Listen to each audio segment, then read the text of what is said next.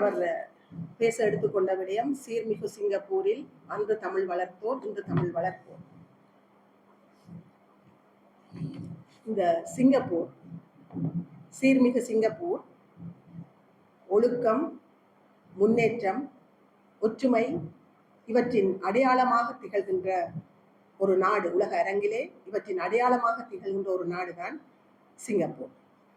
இது ஒரு சிறிய தீவாக இருந்த போதிலும் ஒரு பெரிய மொழியை, ஒரு தொன்மையான மொழியை, அதன் பண்பாட்டை, செழுமையான அடையாளத்தை உறுதியுடன் தாங்கி நிற்கின்ற ஒரு நாடு சிங்கப்பூர். இன்று நாம் அனுபவிக்கின்ற இந்த தமிழ் செழுமைக்கு, இந்த மொழிக்கு, அதனுடைய நிலைப்பாட்டிற்கு ஒரு நீண்ட வரலாறு இருக்கிறது. அன்றைக்கு தமிழ் வளர்த்தோர் அவர்கள் இன்று போல எந்த பெரிய வசதிகளையும் கொண்டிருக்கவில்லை. அவர்களுக்கு வசதியான கட்டடங்கள் இருந்ததில்லை. இன்று போல் அவர்களிடம் தொழில்நுட்பங்கள் இருந்ததில்லை. ஆனாலும் அவர்களிடம் தமிழ் மீது கொண்ட மாறா பற்றி இருந்தது. அதனாலே தான் அவர்கள் வளர்த்த தமிழை இன்றிருப்போரும் வளர்க்கக்கூடியதாக இருக்கின்றது. அன்று தமிழ் வளர்த்தோர் எல்லோரும் வீடுகளிலே தமிழை பேசினார்கள். கோவில்களிலே, பள்ளிவாசல்களிலே, சமூக மன்றங்களில் எல்லாம் அவர்கள் தமிழை பேசினார்கள், தமிழை வளர்த்தார்கள். தமிழோடு அவர்கள் வாழ்ந்தார்கள். தமிழ் கற்பித்த ஆசிரியர்கள், பத்திரிகை நடத்தியோர், கலை நிகழ்ச்சிகளை அளிக்கைகள் செய்தோர் என்று அவர்களெல்லாம் விதைத்த விதைகள் தான் இன்று நம்முன் விருட்சமாக நிற்கின்றன. அந்த வேர்களின் பலனாகத்தான் இன்றைக்கு தமிழ் வளர்ப்போர் உருவாகி இருக்கிறார்கள். இன்று நாங்கள் பாடசாலைகளில் மட்டுமல்ல தமிழை ஒரு அடையாளமாக நாங்கள் கற்றுக்கொள்கிறோம். இன்றைக்கு தொழில்நுட்பத்திலே தமிழ் மிகப்பெரிய அளவிலே மற்ற மொழிகளை, ஆங்கிலத்துக்கு அல்லது சீனம் அதற்கு அடுத்தபடியாக தமிழ் தொழில்நுட்பத்திலே மிகப்பெரிய அளவிலே இணைந்திருக்கிறது என்று சொன்னால் அது மிகையல்ல. இன்றைக்கு நாங்கள் தமிழை இணையத்திலே பரப்புகிறோம். தமிழை நாங்கள் பெருமையுடன் பேசிக்கொள்கிறோம். இன்றைக்கு தமிழுக்காக மன்றங்கள் அமைத்து, பல்வேறு அமைப்புகள் அமைத்து தமிழை வளர்த்து வருகிறார்கள். தமிழ் மொழியை காத்து வருகிறார்கள். குறிப்பாக இளைய தலைமுறையினர் இணையத்திலே தமிழை மிகவும் பயன்படுத்தி வருகிறார்கள் என்று சொன்னால் அதுவும் மிகையல்ல. இன்றைக்கு இளைய தலைமுறை தமிழை அவர்கள் தங்களுடைய ஒரு அடையாளமாக பேணி பாதுகாப்பதிலே மும்முரமாக இருப்பதையும் நாங்கள் காணக்கூடியதாக இருக்கிறது. தமிழை வீட்டில் மட்டும் பேசினால் போதும் என்கின்ற நிலையை தாண்டி தமிழ் நமக்கான ஒரு அடையாளம் என்பதை இன்றைய தலைமுறையினர் உணர்ந்து வருகிறார்கள் என்கின்ற ஒரு கருத்தும் வலுப்பெற்று வருகின்றது. சிங்கப்பூரிலே தமிழ் ஒரு மொழி மட்டுமல்ல, அது ஒரு ஒழுக்கம், பண்பாடு, ஒற்றுமையின் சின்னமாக இன்று சிங்கப்பூரிலே தமிழை நாங்கள் காணக்கூடியதாக இருக்கின்றது. அன்றைக்கு தமிழ் வளர்த்தவர்கள் நமக்கு நல்லதொரு அடித்தளத்தை அமைத்து தந்தனர். இன்று தமிழ் வளர்ப்போர் அந்த அடித்தளத்தின் மீது ஒரு உறுதியான கட்டிடத்தை எழுப்பியிருக்கிறார்கள். நாளை தமிழ் காக்கும் பொறுப்பு நம் தலைமுறையிடமே இருக்கின்றது. தமிழை பேசுவோம், தமிழை பயன்படுத்துவோம். அடுத்த தலைமுறைக்கும் நாம் தமிழை பெருமையுடன் ஒப்படைப்போம். இன்றைக்கு இந்த சீர்மிகு சிங்கப்பூரிலே தமிழ் தலைமுறைகளை தாண்டி ஒளியுடன் வாழும் என்கின்ற நம்பிக்கையோடு அன்று தமிழ் வளர்த்தோர், இன்று தமிழ் வளர்ப்போர் என்கின்ற தலைப்பிலே எங்களுக்காக சிறப்புரையாற்றி வந்திருக்கிறார் திரு முகமது பிலால் அவர்கள். அவர் ஒரு தொழில் முனைவர், சமூக ஆர்வலர், தமிழ் மொழி மற்றும் பண்பாட்டின் மீது ஆழ்ந்த பற்று கொண்டவர், தமிழ் சமூக வளர்ச்சிக்காக தன்னை அர்ப்பணித்து செயல்படும் ஒரு செயற்பாட்டாளர். இவர் சிங்கப்பூரை தளமாக கொண்டு இரத்தினக்கல் வியாபாரத்துறையில் சிறந்து விளங்கும் ஒரு வெற்றிகரமான தொழிலதிபர். ஆனால் திரு முகமது பிலால் அவர்களை ஒரு வியாபாரியாக மட்டும் நாம் பார்த்துவிட முடியாது. அவர் சமூக பொறுப்புணர்வுடன் செயல்படும் மனிதர். அதற்கு சான்றாக அவர் தமிழ் சமூகத்திற்கான பல்வேறு முயற்சிகளிலே தன்னை ஈடுபடுத்தி ஆக்கப்பூர்வமான பங்களிப்பை வழங்கி வருகிறார் என்பதும் குறிப்பிடத்தக்கது. கொழும்பு தமிழ்ச்சங்கத்திற்கும் அவருடைய பங்களிப்பு நிச்சயமாக இருக்கும் என்கின்ற எதிர்பார்ப்போடு திரு மானா மக்கீன் அவர்களை நான் இந்த தருணத்திலே அறிமுக உரையை செய்யுமாறு அன்போடு கேட்டுக்கொள்கிறேன்.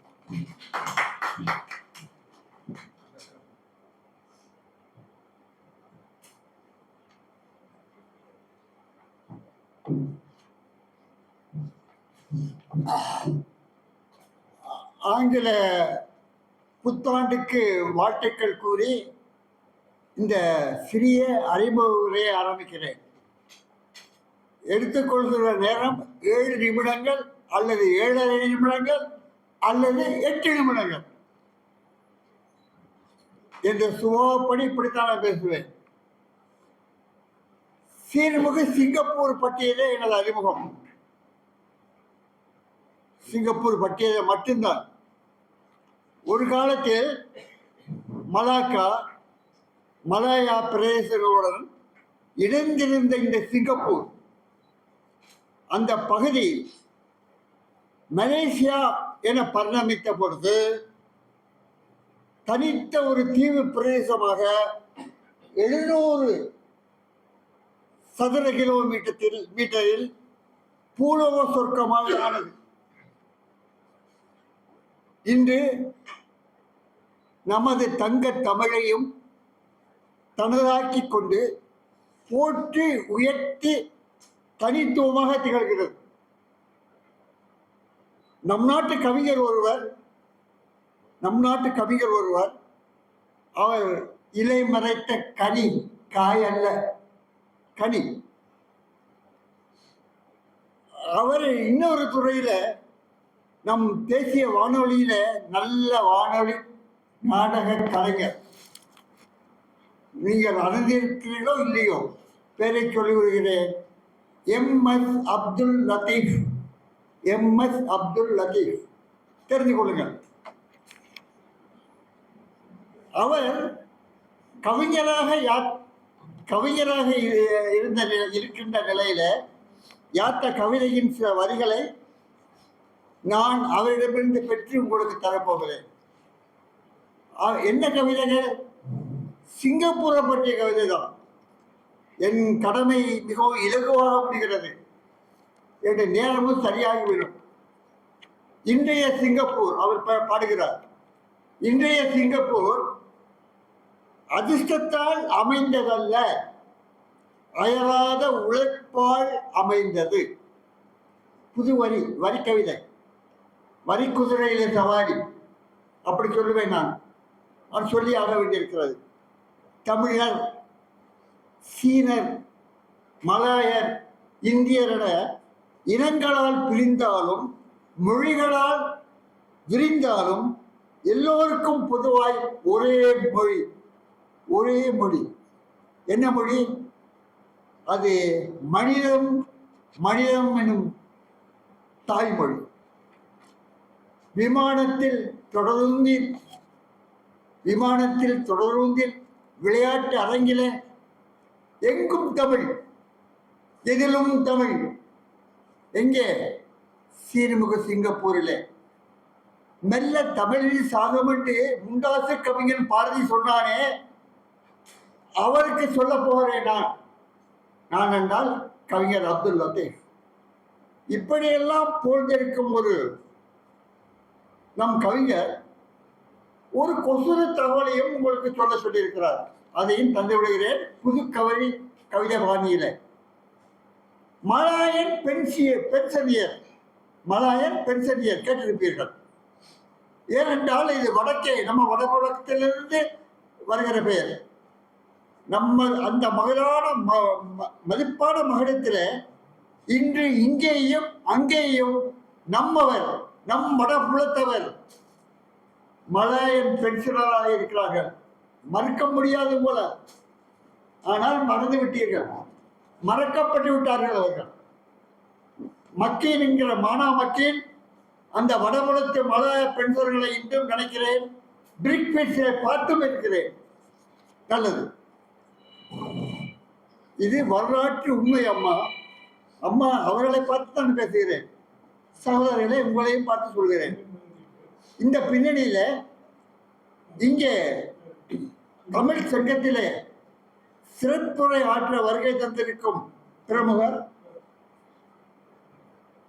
பேர் பிலால் அல்ல, பிலால், பி அரபு எழுத்து, பிலால் என்று உச்சரிக்கிறார்கள். அவர் ஆனா முகமது பிலால் யார் எவர் என சரியாக சொல்ல முயன்றால் அறிய முயன்றால் நான் உங்களை தமிழ்நாட்டுக்கு அழைத்து செல்ல வேண்டும், அதுவும் தூத்துக்குடிக்கு. எங்கள் தேசிய வீரர் அங்கே வாவு சிதம்பரனார் கேள்விப்பட்டிருக்கிறீர்களா? வாவு சிதம்பரனார் மன அமைச்சருக்கு நல்ல பாடம். அந்த வாபூசி கப்பல் ஓட்டி முத்து குளித்து துறைமுகமான தூத்துக்குடிக்கு பகுதியில் திருச்செந்தூர் வட்டத்தில் ஒரு வட்டம் பரமன் குறிச்சி என்ற ஒரு சிற்றூர், அந்த சிற்றூரில் உள்ள சீருடையார்புரம் பேர பாருங்கள், சீருடையார்புரம். அந்த சிற்றூரின் மைந்தர் ஒருவர் கமக்காரர், அங்கே விவசாயி அகமது மீரான். இந்த அகமது மீரானின் தவப்புதல்வர் தான் இப்பொழுது நம் முன்னிலையே வீட்டிருக்கின்ற அகமது பிலால். தந்தையார் தன் 22வது அகவையில் அவருடைய தந்தையார் இந்திய யூனியன் முஸ்லிம் லீக்கில் இணைந்து மக்கள் சேவையிலும் அதே சமயம் தமிழ் பணியிலும் முழு மூச்சாக கொண்டு இயங்கிய ஒரு மாமனிதர் தந்தை. அன்னவர் வழியிலே தனையனும் தாய் மண்ணை விட்டு தூரத்தில் இருந்தாலும் சிங்கப்பூரில் இருந்தாலும் தமிழ் என் உயிர், தமிழ் என் அடையாளம், இப்படியும் சொல்லுவார். தமிழ் எங்கள் உயிர், தமிழ் எங்கள் அடையாளம் என நீண்ட பல ஆண்டுகள் வாழ்ந்து கொண்டிருப்பவர், காத்திக் கொண்டிருப்பவர் பிலால் அவர்கள் என இந்த தமிழ் வழி மாணவமற்றின் அறுதியிட்டு உறுதியாக சொல்கின்றேன். தற்சமயம் அவர் சீர்மிகு சிங்கப்பூரில் ஒரு மாணிக்க வியாபாரி, ரத்தினக்கல் நிபுணர். வெறுங்கல்லுக்கு கூட நான் நிபுணர்கள் இல்லையே நாம், அவர் இரத்தினக்கல்லில் நிபுணர். இந்த தகுதியிலேயே சீர்மிகு சிங்கப்பூர் இந்திய முஸ்லிம் பேரவை தலைவர், தமிழர் பேரவை மேலாண்மை குழு உறுப்பினர், இளம்பறை இளம்பிறை இலக்கிய வட்ட துணைத் தலைவர். அத்தோடு தமிழ் மறக்காமல் இருக்க, மறக்கழிந்து போகக்கூடாது என்பதற்காக தமிழ் பேசும் கலை வளர்ப்போம் குழு துணைத் தலைவர். 7 நிமிடமோ 7.5 நிமிடமோ 8 சொன்னேன், அதுக்கு முன்னாலே முடித்து கொண்டு விட்டேன். நான் விடைபெற்றுக் கொள்கிறேன். இலக்கிய குழு செயலாளர் சந்தோஷப்படுவார்னு நினைக்கிறேன்.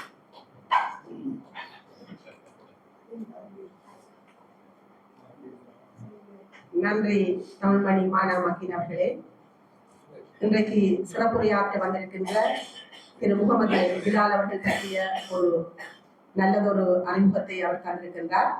இப்பொழுது நான் பேச்சாளரை அன்போடு அழைக்கிறோம்.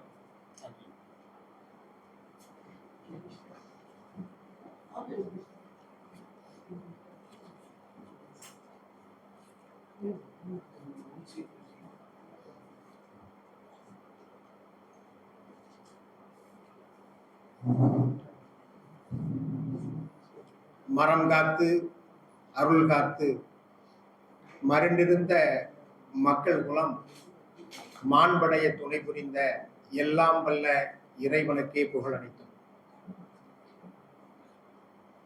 வெறும் மதிப்பிற்கும் மரியாதைக்கும் உரிய கொழும்பு தமிழ் சங்கத்தினுடைய தலைவர் சட்டத்தரணி சுகந்தி ராஜகுலேந்திரா அவர்களே, இந்த அமைப்பினுடைய பொதுச் செயலாளர் திரு நந்தகுமார் அவர்களே, இலக்கிய களத்தின் செயலாளர் திரு மதுசூதனன் அவர்களே, கொழும்பு தமிழ் சங்கத்தினுடைய நிர்வாகிகளே,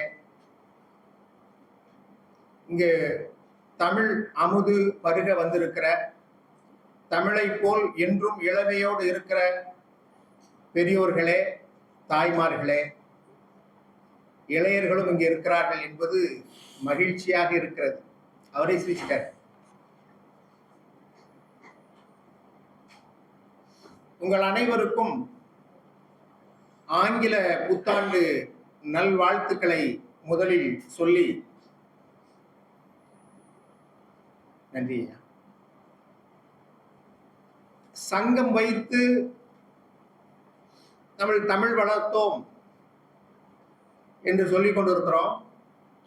அதை இக்கால சமுதாயத்திற்கும் வருங்கால சமுதாயத்திற்கும் நினைவூட்டுகிற வகையில் விரல் விட்டு எண்ணக்கூடிய தமிழ் சங்கங்கள் ஆங்காங்கே செயல்பட்டு கொண்டிருக்கிறது. அந்த வகையில் கொழும்பு தமிழ் சங்கம் மிக சிறப்பான முறையில் செயல்பட்டு கொண்டிருக்கிறது என்பதை அறியும் போது மிக்க மகிழ்ச்சியும் பெருமிதமும் கொள்கிறேன். அதே நேரத்தில் உங்கள் அனைவருக்கும் என்னுடைய பாராட்டுக்களையும் வணக்கத்தையும் தெரிவித்துக் கொள்கிறேன். இந்த நேரத்தில் இலங்கை ஒரு பேர் அனர்த்தத்துக்கு ஆட்பட்டு பல்லாயிரக்கணக்கான லட்சக்கணக்கான மக்கள் அவதியுற்ற நிலையில் அந்த மக்களுக்கு நம்முடைய ஆறுதலையும் நான் இந்த நேரத்தில் பதிவு செய்து கொள்கிறேன். எனக்கும் இலங்கைக்குமான தொடர்பு இருக்கிறது. இரத்தினக்கல் வழியாக மட்டுமல்ல, என்னுடைய கொள்ளுப்பாட்டனார் பதுளையில் மளிகை மற்றும் கொப்பர வியாபாரத்தில் KMSN கம்பெனி என்று நடத்தி கொண்டு சற்றேறக்குறைய 100 தொழிலாளர்கள் அங்கே வேலை செய்த ஒரு பெரிய நிறுவனத்தை நடத்தி வந்தார்கள். காலப்போக்கில் அவர்களுக்கு பிறகு என்னுடைய தாத்தா அவர்கள், என்னுடைய தந்தையினுடைய அப்பா இங்க வர முடியல. அதனால வேறு ஒருவரிடம் ஒப்படைத்து விட்டு அதுக்கப்புறம் அப்படியே அந்த சாம்ராஜ்யம் அழிந்து விட்டது. இப்போதும் கூட அங்கே பொல்ககா விலையில் பந்தாவ பகுதியில் என்னுடைய உறவினர்கள் எல்லாம் இருக்கிறார்கள். இந்த வந்த உறவினாலோ என்னமோ எனக்கு இலங்கையை பொறுத்தவரையில் வேறு ஒரு ஊர் மாதிரி எனக்கு தெரியாது. நானும் 1997 இருந்து இந்த ஊருக்கு வணிகம் சம்பந்தமாக வந்து போய் கொண்டிருக்கிறேன். நான் வராத ஆண்டுகள் என்று பார்த்தால் இந்த கோவிட் பெருந்தொற்று காலத்தில் தான் என்னால் இங்கு வர இயலவில்லை. அதுபோல இந்த மக்கள் எல்லாம் இந்த இலங்கை மக்களோடு பழகுகிற போது ஒரு அருமையான ஒரு உணர்வும் ஒரு பந்தபாசமும் எனக்கு ஏற்படும். ஏன்னா நிறைய பேர் விமான நிலையத்தில் பார்த்தா கூட நிறைய பேர் என்னுடைய முகத்தை பார்த்து அவர் சிங்களவர் நினைச்சிட்டு சிங்களத்திலே பேசுவாங்க. நானும் அரின்ட்டு போய்கிட்டே இருக்கிறது. என்ன சொல்றது? இந்த நிகழ்ச்சியில சீர்மிகு சிங்கப்பூரில் அன்று தமிழ் வளர்த்தோர் இன்று வளர்ப்போர் என்கிற ஒரு சிறப்பான ஒரு அருமையான தலைப்பை எனக்கு இங்கு தந்திருக்கிறார்கள். நாம் எப்போதுமே வேர்களை போற்றுகின்ற ஒரு சமுதாயமாக இருக்க வேண்டும் என்பதற்கு இது அந்த நினைவு கூறத்தக்க ஒரு தலைப்பாக நான் இதை பார்க்கிறேன். நம்முடைய முன்னோடிகள் தலைவர் அவர்கள் கூறியது போல இது போன்ற வசதி வாய்ப்புகள் இல்லாத காலத்தில் அவர்கள் தமிழை வளர்த்திருக்கிறார்கள், கட்டி காத்து நம்முடைய கையிலே தந்திருக்கிறார்கள். அதை நாம் போற்றி பாதுகாக்க வேண்டும் என்கிற நல்ல ஒரு கருத்தை இங்கே பதிவு செய்தார்கள். அந்த வகையில் நான் உங்களோடு சில கருத்துக்களை பரிமாறிக்கொள்கிறேன். உங்களுக்கெல்லாம் தெரிந்திருக்கும், நீங்கள் இங்கு இருக்கக்கூடிய பலரும் சிங்கப்பூரும் நல்ல தொடர்பில் இருக்கிறவர்கள். இருந்தாலும் கூட சில அறியாத தகவல்களை நீங்கள் அறிந்து கொள்ளவோ அல்லது உங்களிடமிருந்து நான் தெரிந்து கொள்ளவோ ஒரு வாய்ப்பாக இருக்கும் என்று கருதி சில தகவல்களை உங்களோடு நான் பகிர்ந்து கொள்கிறேன். சிங்கப்பூர்ல தமிழ் வளர்த்த இதுகளை நம்ம பார்க்கும்போது முக்கியமாக பத்திரிகைகளை நாம் பார்க்கணும். சிங்கப்பூருடைய தமிழ் முரசு சற்று 2 மாதங்களுக்கு முன்னால் 90வது ஆண்டை கொண்டாடியது. அந்த நிகழ்ச்சிக்கு இலங்கையினுடைய தூதர், சிங்கப்பூருக்கான இலங்கை தூதர் அங்கு வந்திருந்தார். அவர் சொன்னார், எங்களுடைய வீரகேசரியும் ஏறத்தாழ அந்த வயதை அடைந்து விட்டது என்று சொன்னார். தமிழ் முரசை தமிழவேல் சாரங்கபாணி, உங்கள்கிட்ட ஒரு தமிழவேல் இருக்கிறாங்க, வந்து பார்த்தேன். தமிழவேல் கந்தசாமி என்று முன்னாள் தலைவர், அவர் தான் இந்த சங்கம் செழித்தோங்க பாடுபட்டவர் என்று படமெல்லாம் வைத்திருக்கிறார்கள். மகிழ்ச்சி. இந்த தமிழவேல் சாரங்கபாணி என்பவர் தமிழ்நாட்டினுடைய திருவாரூரிலே பிறந்தவர். சிங்கப்பூருக்கு வராரு. அவர் அங்க வந்து சிறிது காலம் வேலை பார்க்கிறாங்க. வந்த உடனேயே அங்க இப்ராஹிம் என்பவருடைய ஒரு கடையில அவர் வந்து பணி செய்கிறார். கணக்கு பிள்ளையா வேலை செய்கிறார்.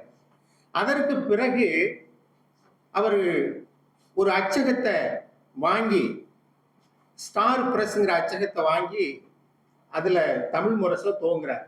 1935 ஆண்டு தமிழ் முரசு துவங்குறார்.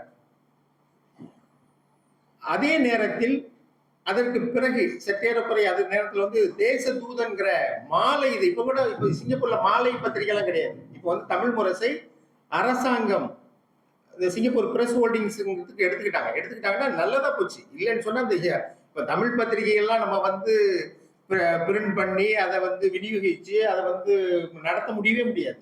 ஏன்னா இப்போ நம்முடைய வாசிப்பு உடைய குறைந்து விட்டது. அதோடு எல்லாமே மின்னியலாயிடுச்சு. இப்போ எனக்கும் வந்து தமிழ் முரசு, ஸ்ட்ரைட் டைம்ஸ்லாம் வந்து நான் வந்து சந்தாதாரர். எனக்கு வந்து பிரிண்ட் பேப்பர் வர்றதில்லை.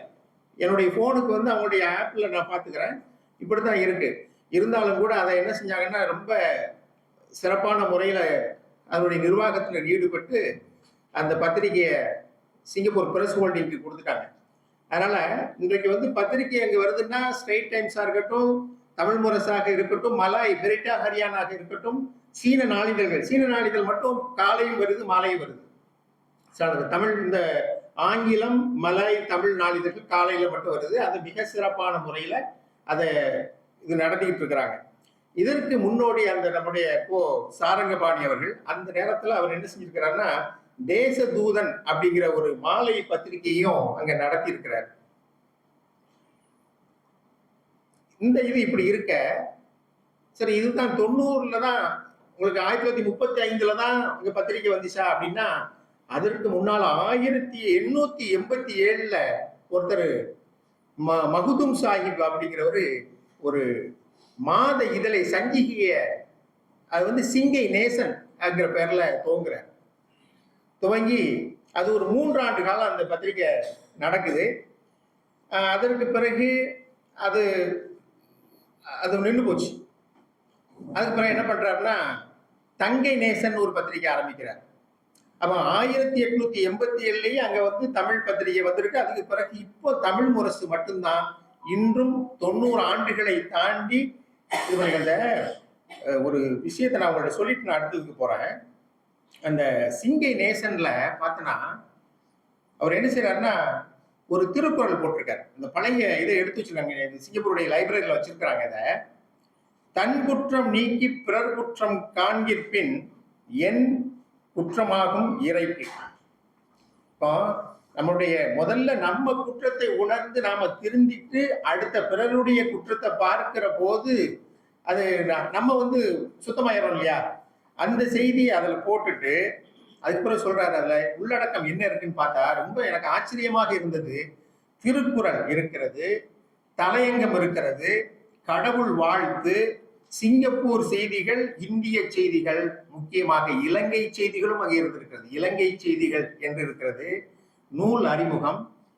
நான் தான் பாக்குறேன், இப்பதானே வந்து தங்க விலைலாம் போடுறோம்னு பார்த்தா அப்பவுமே போட்டிருக்கிறாரு. ஒரு நாணய விலைகள் எல்லாம் அங்க போட்டிருக்கிறார் அந்த இதுல.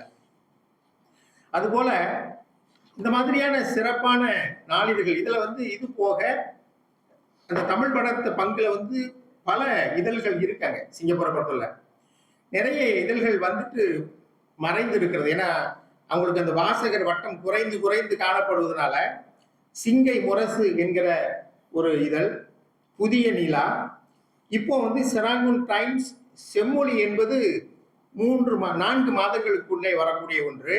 மக்கள் மனம் என்பதும் மக்கள் மனமும் செராங்கூன் டைம்ஸ் என்கிற சஞ்சிகையும் இப்போது தொடர்ந்து வந்து கொண்டிருக்கிறது. அது போக இது போன்ற தமிழ் சங்கங்கள், அங்கே நிறைய சங்கங்கள் இருக்கு. தமிழ் சங்கங்களே எடுத்துக்கிட்டா 50க்கும் மேற்பட்ட சங்கங்கள் அங்கே இருக்கிறாங்க. இப்போ அதில் சில முக்கியமான பெரிய சங்கங்கள் வந்து அவங்களுடைய செய்தி மடல்களை 3 மாதங்களுக்கு ஒரு முறையோ சிலர் மாதந்தோறுமோ அப்படி வெளியிடுறாங்க. அதில் வந்து சிங்கப்பூர்ல வந்து சிங்கப்பூர் கடையநல்லூர் முஸ்லீம் லீக் என்கிற ஒரு அமைப்பு நம் குரல் என்கிற ஒரு இதழை செய்தி மடலை நடத்துகிறார்கள். தமிழ் மொழி பண்பாட்டுக் கழகம் அவங்க வந்து தமிழ் மணி என்கிறதையும் அவங்க நடத்துறாங்க. தமிழர் பேரவை என்கிற ஒரு அமைப்பு இருக்கு. அதுல அந்த அமைப்புல வந்து 40க்கும் மேற்பட்ட அமைப்புகள் அங்கத்தினரா இருக்கிறாங்க, இணை அமைப்புகளாக இருக்கிறார்கள். அந்த பேரவை என்கிற ஒரு செய்தி மடலை நடத்தி வந்தவர்கள் பிறகு முன்னேற்றம் என்கிற ஒரு பெயரிலும் நடத்தி இப்ப அது இல்லை, இப்ப திரும்ப வந்து பேரவை என்கிறத ஆரம்பிக்க போறாங்க. இப்போ இந்த கோ சாரங்கபாணி ஐயா இருக்கிறார் இல்லையா, அவர் வந்து எப்படின்னா ஏதோ பத்திரிகையினுடைய ஆசிரியராக மட்டும் இல்லை, அவங்க ஒரு தமிழர் தலைவராக இருந்தார். அங்குள்ள மக்களை எல்லாம் என்ன செஞ்சாருன்னா,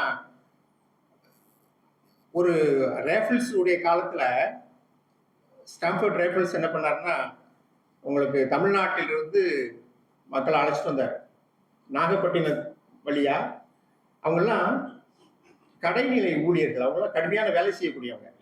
அவங்கள வச்சுதான் அந்த அடிப்படை கட்டமைப்பை உருவாக்குவதற்காக வேண்டி அழைத்து வந்தாங்க. அந்த நேரத்தில் இலங்கையிலிருந்தும் அங்கு வந்திருக்கிறார்கள். அவர்களெல்லாம் எப்படின்னா மருத்துவர்களாக, ஆசிரியர்களாக, அப்புறம் அலுவலக பணியாளர்களெல்லாம் வந்திருக்கிறாங்க.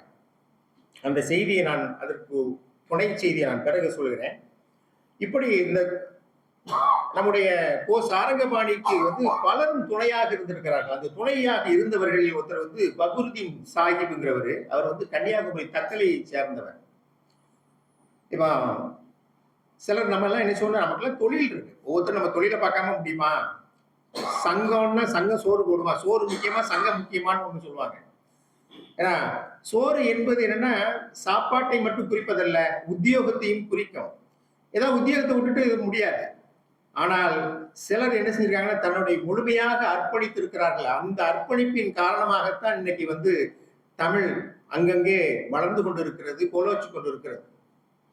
இந்த பகுருதீன் சாஹிப் வந்து ஒரு சாப்பாட்டு கடை நடத்தினவர். கோ சாரங்கபாணி அவர்கள் ஏதாவது ஒரு பணி நிமித்தமா இவரை கூப்பிட்டாருன்னா என்ன சொல்றாரு, அவருடைய உதவியாளர்களை பார்த்துக்க அப்படின்னு சொல்லிட்டு உடனே அப்படியே போயிடுவாராம். இதெல்லாம் அங்கே உள்ள குறிப்புகள் இருக்கிறது. இப்படியெல்லாம் அவர்கள் நம்முடைய மூதாதையர்கள்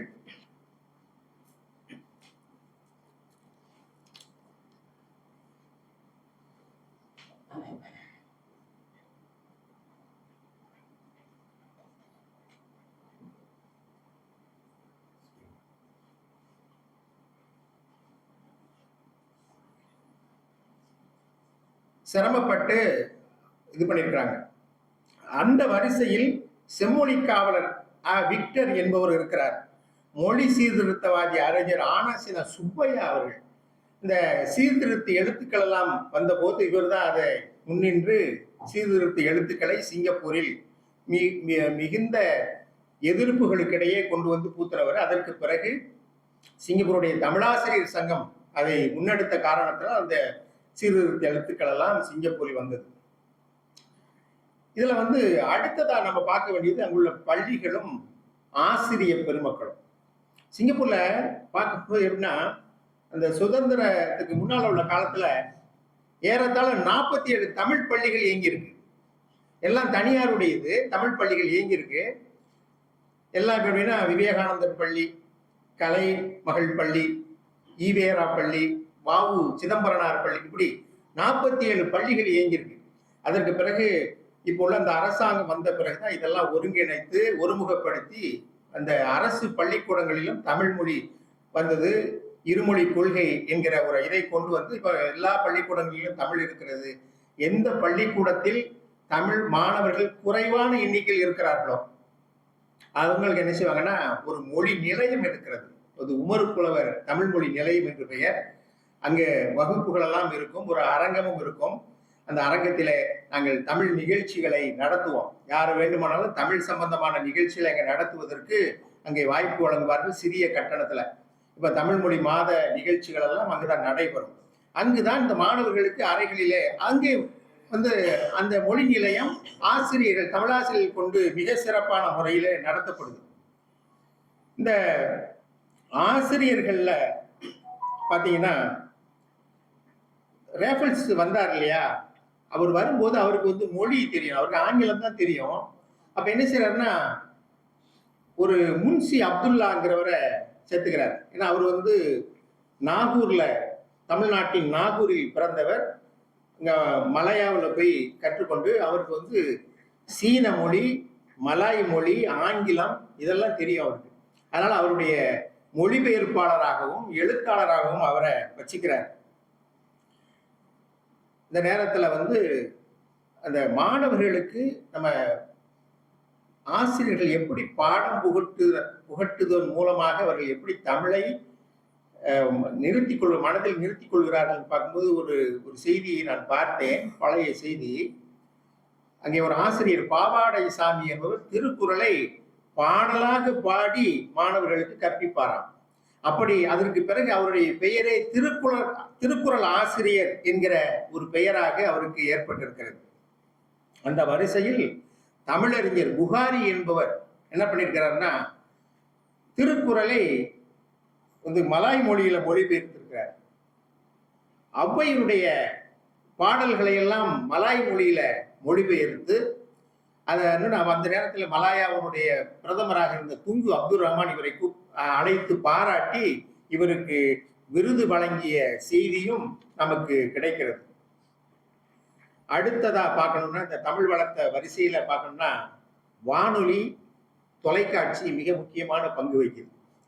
அதுல இப்ப நம்ம பார்த்தோம்னா, இப்ப வானொலி அப்படின்னு சொன்னா உலகம் முழுவதும் தமிழ் வானொலி நடத்தினா இலங்கை வானொலியை தான் சொல்லுவாங்க. ஏன்னா மிக அருமையான இதுதான் பலருக்கு முன்னோடி. இங்குள்ள அந்த வானொலியில் அறிவிப்பாளர்களுடைய அதை பார்த்து நிறைய பேர் கத்துக்குவாங்க. அந்த வரிசையில் அங்க வந்து என்னன்னா, ஆனா முருகையன், நான் பழனிவேலு வேலு, தீசு மோகனம், ராமையா, பி கிருஷ்ணன் இப்ப வந்து பெரிய ஒரு அறிஞர் அவர் இப்ப இருக்கிறார். எம்.கே. நாராயணன், ரமணி போன்றோர் வந்து அந்த நேரத்துல மிகப்பெரிய அளவில் கோலோச்சி இருக்கிறார்கள். தொலைக்காட்சியில வந்து இந்த செய்தி பிரிவில் ஒருத்தர் இருந்தார். அவர் வந்து என்ன சொல்லுவாங்கன்னா, பெரிய சாலின்னு சொல்லுவாங்க. அந்த தொலைக்காட்சியில 2 சாலி இருந்தாங்க. ஒருத்தர் வந்து ஜே.எம். சாலி என்பார். அவர் வந்து பெரும்பாலும் நிறைய பேருக்கு தெரியும். அவர் வந்து ஒரு சிறுகதை எழுத்தாளர். ஆனந்த விகடன் பத்திரிகையில் அவர் பணி செய்தார். பணி செய்து விட்டு தான் தமிழ் முரசுக்கு சாரங்கபாணி அவர்கள் அழைக்கிறாங்க. வந்து அப்புறம் அங்க பணி செஞ்சாரு. இவங்க இருக்கிறார். அவர் வந்து சிங்கப்பூருடைய கலாச்சார விருதெல்லாம் பெற்றவர். கிட்டத்தட்ட அவர் ஒரு 20க்கு மேற்பட்ட ஆண்டுகள், இவர் வந்து ஒரு 24 ஆண்டுகள் அந்த செய்தி பிரிவில் இருந்தாங்க. அப்போ சொல்வார், எனக்கு நல்ல தொடர்பு உண்டு.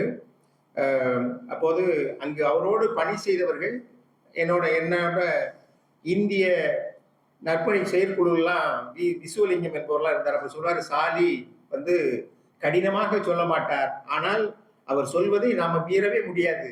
ஏன்னா அந்த அளவுக்கு சொல்லுவார், ஆனால் கடினம் இருக்காது. சிலர் கடினமாக சொல்வார்கள், அவ்வளவு மென்மையாக சொல்லி அந்த பணிகளை மிக சிறப்பாக செய்தவர். இதெல்லாம் இருக்கும்போது மிக முக்கியமான ஒரு விஷயம் என்னன்னா, எல்லாம் செஞ்சிடலாம், எவ்வளவு வேணாலும் செஞ்சிடலாம். ஆசிரியர் படிச்சு கொடுத்துடலாம், தொலைக்காட்சி வானொலியில பேசிடலாம். ஆனால் அரசாங்கம் நமக்கு ஆதரவு அளிக்கணும், அரசாங்கம் கை கொடுக்கணும். அதுல சிங்கப்பூர் தமிழர்கள் கொடுத்து வைத்தவர்கள். ஏன்னா அங்கு அரசாங்கம் தமிழை ஒரு ஆட்சி மொழியா, அதிகாரத்துவ மொழியாக ஏற்றுக்கொண்ட காரணத்தினால இதுக்கு வந்து யாரோ ஒரு சிலர் உழைத்ததல்ல, பலரும் உழைத்திருக்கிறார்கள். ஏன்னா சிங்கப்பூர்ல வந்து துணை பிரதமராக இருந்த எஸ். ராஜரத்னம் அவர்கள், அவர் வந்து 1915 வந்து இலங்கையில் பிறந்தவர். அவர் அங்க துணை பிரதமராக இருந்தாரு. 22 ஆண்டு காலம் அவர் ஆட்சி அதிகாரத்தில் இருந்தார். அதற்கு முன்னதாக அவர் வந்து இங்க பிறந்த பிறகு மலாயாவுக்கு போய், அவருடைய தந்தையார் மலாயாவுக்கு அழைச்சிட்டு போறாரு. அங்க படிச்சுட்டு சிங்கப்பூருக்கு வந்து சிங்கப்பூருடைய ரேஃபல்ஸ் இன்ஸ்டிடியூட், அதான் இன்னைக்கும் ரொம்ப பெருமை தரக்கூடிய ஒரு கல்வி நிறுவனமா இருக்கு. இப்போ உள்ள பிள்ளைகள் கூட ரொம்ப ஆர்வப்பட்டு படிப்பாங்க. ஏன்னா ரேஃபல்ஸ் இன்ஸ்டிடியூட்ல அவங்களுக்கு இடம் கிடைக்கணும், அதான் அவங்களுக்கு ஒரு பெருமை.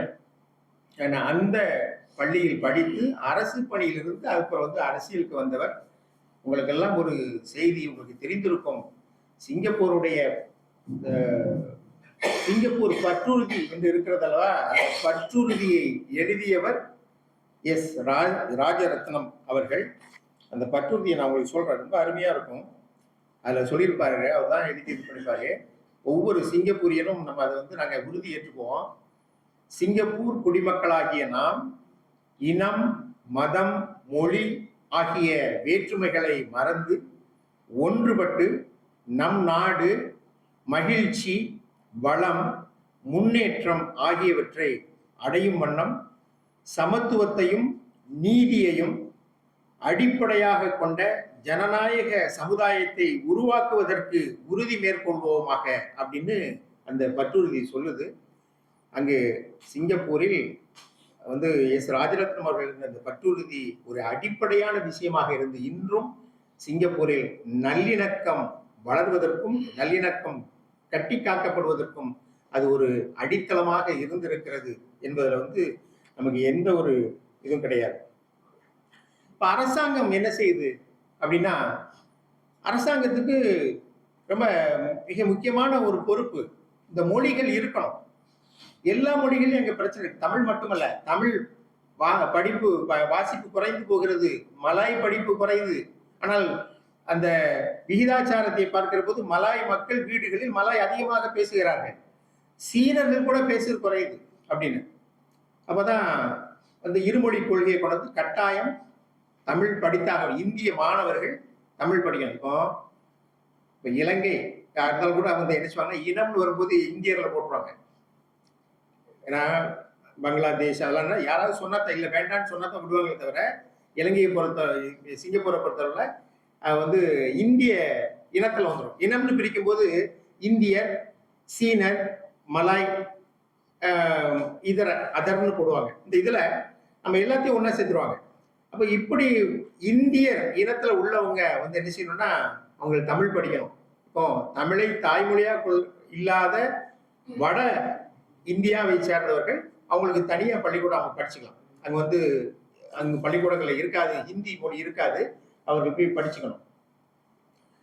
அப்போதான் பார்த்தாங்க, அதான் நம்ம இவ்வளவு செய்யறோம், பள்ளிகள்ல பண்றோம், ஆனா தமிழ் மொழியினுடைய பேசுறது குறைஞ்சிக்கிட்டே வருது. ஏன்னா இப்ப வந்து ஒரு நம்ம எல்லாம் சொல்றது என்னன்னா, ஒரு தமிழர் அது எவ்வளவு பெரிய ஆளா இருந்தாலும் ஒரு தமிழரை சந்திக்கிற போது தாய்மொழியில பேசணும். நம்ம வந்து பிற மொழியில் பேசுகிற போது அதனுடைய வீரியம் குறைந்துகிட்டே போயிடும். அப்பதான் ஒன்று கொண்டாங்க, வளர்ந்தமிழ் இயக்கம் என்கிற ஒரு அமைப்பை ஏற்படுத்தி அதுல சொன்னார்கள், தமிழை நேசிப்போம், தமிழில் பேசுவோம் என்கிற சுலோகத்தை சொல்லி இதுதான் உங்களுடைய கொள்கை என்று பிரகடனப்படுத்தி நடத்துறாங்க. முதல்ல வந்து வாரம் நிகழ்ச்சிகளாக இருந்து, அதற்கு பிறகு இப்போது எப்படி நடக்குதுன்னா, ஏப்ரல் மாதம் வந்துவிட்டால் தமிழ் கொண்டாட்டம். ஒரு 45 அமைப்புகள் இருக்கிறார்கள். அவர்கள் ஒவ்வொருவரும் ஒவ்வொரு நிகழ்ச்சி, சில அமைப்புகள் 2 நிகழ்ச்சி கூட பண்ணுவாங்க. ஒரு 50 நிகழ்ச்சிகள் நடக்கும். இந்த வார இறுதி நாட்கள்ல சனி மற்றும் ஞாயிற்றுக்கிழமை தான் நடக்கும் நிகழ்ச்சிகள்லாம். சில நேரங்களில் நாங்கள் வெள்ளிக்கிழமை மாலையும் நடத்துவோம். இது போல அந்த தமிழ் மொழி மாதத்துல அறிவித்து ஒவ்வொரு அமைப்பும் அங்கே பதிவு செய்ய வேண்டும். அரசாங்கம் அவங்கள்ட்ட வந்து கேட்கும், நீங்க எவ்வளவு செலவு உங்களுக்கு இருக்குன்னு கேட்பாங்க. அப்ப நம்ம கொடுத்தோம்னு சொன்னா அதுல அவங்க பார்த்துட்டு இந்த செலவுகளுக்கு நாங்க தர முடியும் அப்படின்னு அவங்களுடைய தொகையை, ஒரு ஊக்கத்தொகையை கொடுப்பாங்க. அதை வச்சுட்டு நம்ம செய்ய முடியாது. நமக்கு வந்து ஆதரவாளர்கள் இருப்பாங்க. இருந்தாலும் இதை சுமார் 20 ஆண்டு காலம் இந்த தமிழ் மொழி விழா மிக சிறப்பான முறையில் நடந்து வருது. அதற்கு இன்னொரு அமைப்பு இருக்கு. அது வந்து தமிழ் மொழி கற்றல் வளர்ச்சி குழு அப்படின்னு ஒரு அமைப்பு இருக்கு. அது வந்து மினிஸ்ட்ரி ஆஃப் எஜுகேஷன், ஏன்னா கல்வி அமைச்சோடு இணைந்து அவங்களும் என்ன செய்றாங்க. ஏன்னா இப்ப 50 அமைப்புகள் இருக்கு. இந்த 50 அமைப்புகளும் போய் ஒரு அமைப்புகிட்ட தான் வந்து எங்களுக்கு இந்த செலவுகளை கொடுங்க அப்படின்னு கேட்டு அவங்களுக்கு நிர்வாக சிக்கல்கள் வரும் அப்படிங்கிறதுனால அங்க பிரிச்சு வச்சிருக்கிறாங்க. இங்க அப்ளை பண்றோம், அங்க பண்ண முடியாது. அப்போ அவங்களுக்குள்ள ஒரு இணைப்பு இருக்கிறது. அது போக இன்னொன்று, எங்களுடைய முன்னாள் பிரதமர் லீக்வானியுடைய பேரை லீக்வானியல் பைலிங்குவல் அப்படிங்கிற ஒரு டிபார்ட்மெண்ட் இருக்கு. அதுவும் மினிஸ்ட்ரி ஆஃப் எஜுகேஷன்ல வரும். அவங்களும் என்ன செய்றாங்க, இது போல தமிழை பிற மொழிக்கு மொழிபெயர்க்கிற விஷயத்துக்கும் பிற மொழியிலிருந்து தமிழுக்கு மொழிபெயர்ப்பதற்கும் அங்க வந்து உதவி செய்கிறார்கள். அப்போ அந்த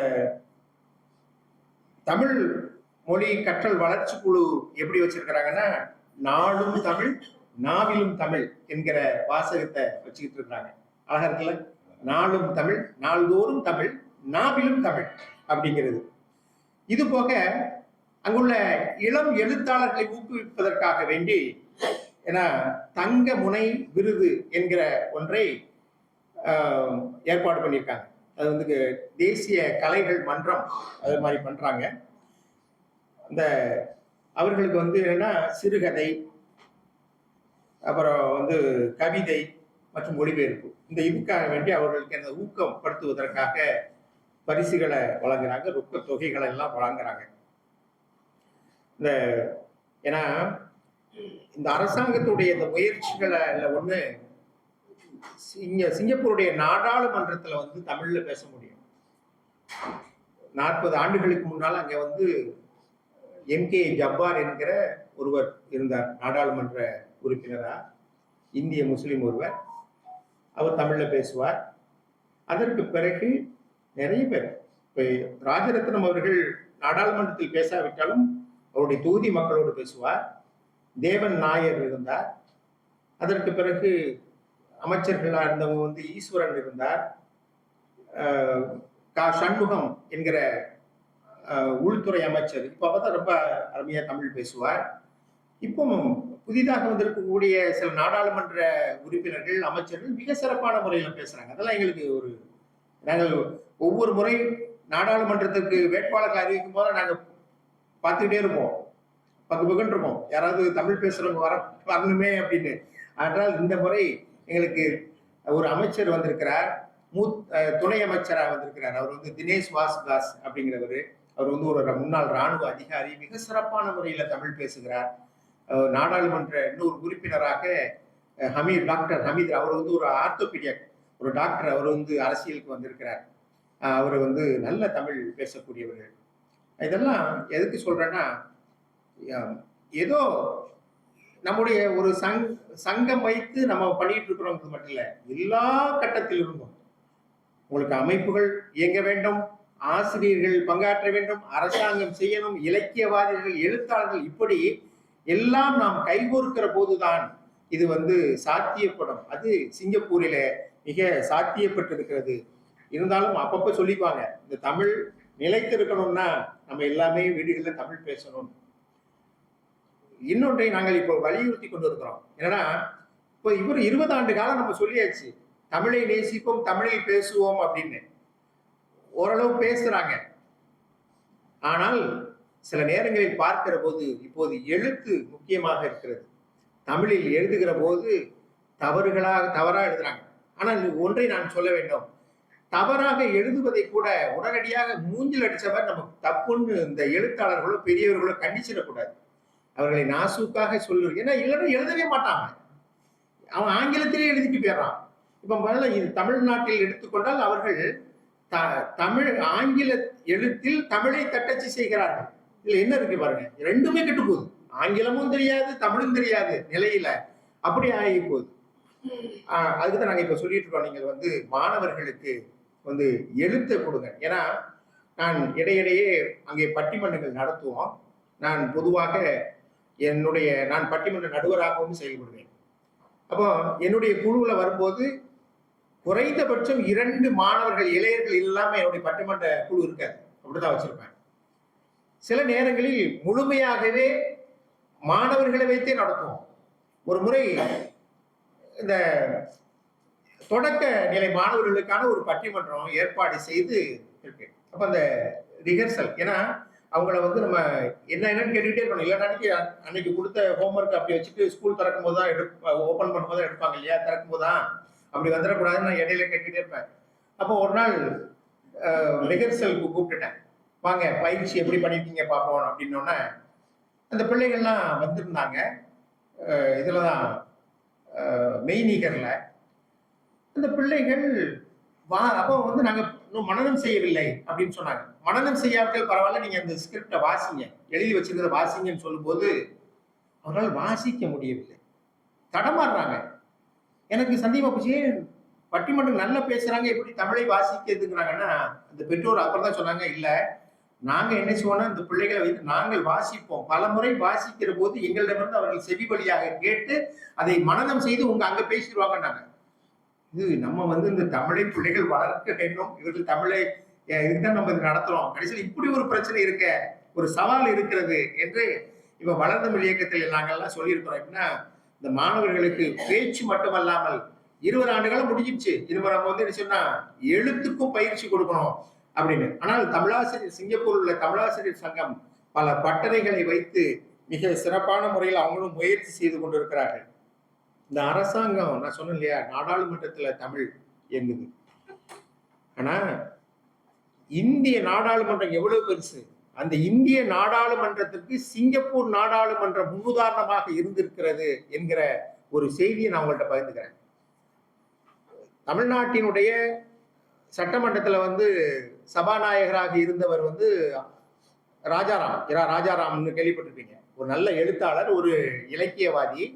அவர் நாடாளுமன்ற உறுப்பினராகவும் இருந்தார். சிங்கப்பூருக்கு வந்த நேரத்தில் அவர் பேரறிஞர் அண்ணாவோடலாம் வந்திருக்கிறார். பார்த்தபோது இங்க சிங்கப்பூர் நாடாளுமன்றத்தில் தமிழில் பேச இயலும், மற்றவர்கள் பேசுவதை தமிழில் கேட்க முடியும் அப்படின்னோட இதை கொண்டு சென்று இந்திய நாடாளுமன்றத்தில் சொல்லி போராடி அங்க அவர் சொல்றார், எங்களுக்கு நாங்கள் இந்திய நாடாளுமன்றத்தில் இன்று தமிழ் ஒலிக்கிறது என்றால் அதற்கு முன்னோடி சிங்கப்பூர் நாடாளுமன்றம் தான். இதெல்லாம் ஒரு சின்ன சிறிய ஊராக இருந்தாலும் அதனுடைய கடப்பாடும் முயற்சியும், அது சொல்லுவாங்கல்ல, கடுகு சிறுத்தாலும் உங்களுக்கு கீர்த்தி பெருசாலும் மூர்த்தி பெருசா இருக்கும் இல்லையா? அதனால ரொம்ப மிகச்சிறப்பான செயல்களை சிங்கப்பூர் செய்து கொண்டிருக்கிறது. இப்போ நம்ம தமிழ் அமைப்புகளுக்கு வந்துருவோம். இப்போ எல்லாம் ஓரளவு பார்த்துட்டோம், அரசாங்கம் என்ன செய்யுதுன்னு பார்த்துட்டோம். தமிழ் அமைப்புகள், தமிழர் பேரவை சொன்னலையா, தமிழர் பேரவையில 40க்கும் மேற்பட்ட தமிழ் அமைப்புகள். அதுல நான் மேலாண்மை குழு உறுப்பினராக இருக்கிறேன். அவங்க பல நிகழ்ச்சிகள் நடத்துவாங்க.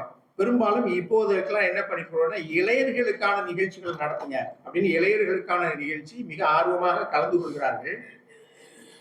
இந்த மாணவர்களுக்கு ஏன்னா இந்த தமிழர் பேரவைக்கு பெரிய கடப்பாடு இருக்கு. ஏன்னா தமிழ் மாணவர்களுக்கு உரிய அங்கீகாரம் வழங்க வேண்டும், அவர்களை ஊக்கப்படுத்த வேண்டும் என்பதற்காக கல்வி உதவித்தொகைகள் எல்லாம் வழங்குவார்கள். இப்போ அவங்க இந்த வருஷத்துல 75வது ஆண்டு செப்டம்பர் மாதம் 19ஆம் தேதி சிங்கப்பூர்ல கொண்டாட இருக்கிறார்கள். சிங்கப்பூருடைய பிரதமர் அவர்கள் கலந்து கொள்கிற ஒரு வாய்ப்பும் இருக்கிறது. அடுத்ததா ஒரு பெரிய அமைப்புனா சிங்கப்பூர் இந்திய முஸ்லிம் பேரவை, அதனுடைய தலைவராக நான் பொறுப்பேற்று 2வது தவணையில் இருக்கிறேன். எங்கள்கிட்ட 18 அமைப்புகள் இருக்காங்க. அவர்கள் இந்திய முஸ்லிம் அமைப்புகள். ஆனால் 17 அமைப்புகள் தமிழ் சார்ந்த அமைப்புகள் தான். அவங்களோட எல்லாம் தமிழ்நாட்டில் வந்தவர்கள் தானே. அங்க அந்த ஊரை பிரதிநிதித்து அமைப்புகளை வைத்திருப்பார்கள். புதக்குடி அசோசியேஷன், கூத்தாநல்லூர் அசோசியேஷன் வச்சிருப்பாங்க, கடையநல்லூர் முஸ்லீம் லீக் இப்படி வச்சிருப்பாங்க. அப்ப அவங்கவுங்க குடும்பங்கள் அதுல இருப்பாங்க. இந்த 18 அமைப்புகள்ல உள்ளவங்க தமிழ், அவர்களுக்கு நம்ம தமிழ் நாங்க என்ன செஞ்சோம், 2018 இருந்து தமிழ் மொழி மாதத்தில் நாங்கள் பங்கேற்று நாங்க நிகழ்ச்சிகளை பார்த்துட்டு இருக்கோம். இந்த இந்திய முஸ்லிம் பேரவையில் ஒரு இணை அமைப்பாக இருக்கக்கூடியதான் நான் சார்ந்திருக்கிற அமைப்பு. எப்படின்னா அந்த 18 அமைப்புகளுடைய பிரதிநிதி அங்க போய் அங்கத்தினரா அதனுடைய தலைவர் தேர்ந்தெடுப்பாங்க.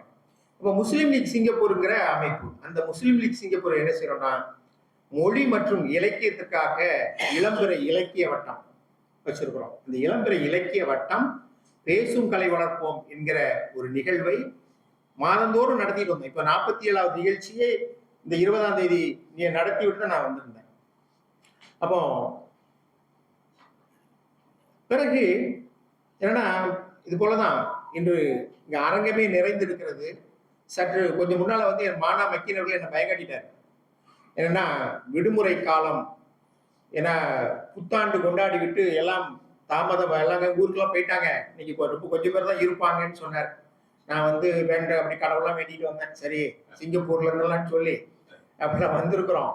கடைசியில தலைவர் பொதுச்செயலாளர் கடுமையா பாடுபட்டு இந்த நிகழ்ச்சியெல்லாம் ஏற்பாடு பண்ணியிருக்கிறாங்க.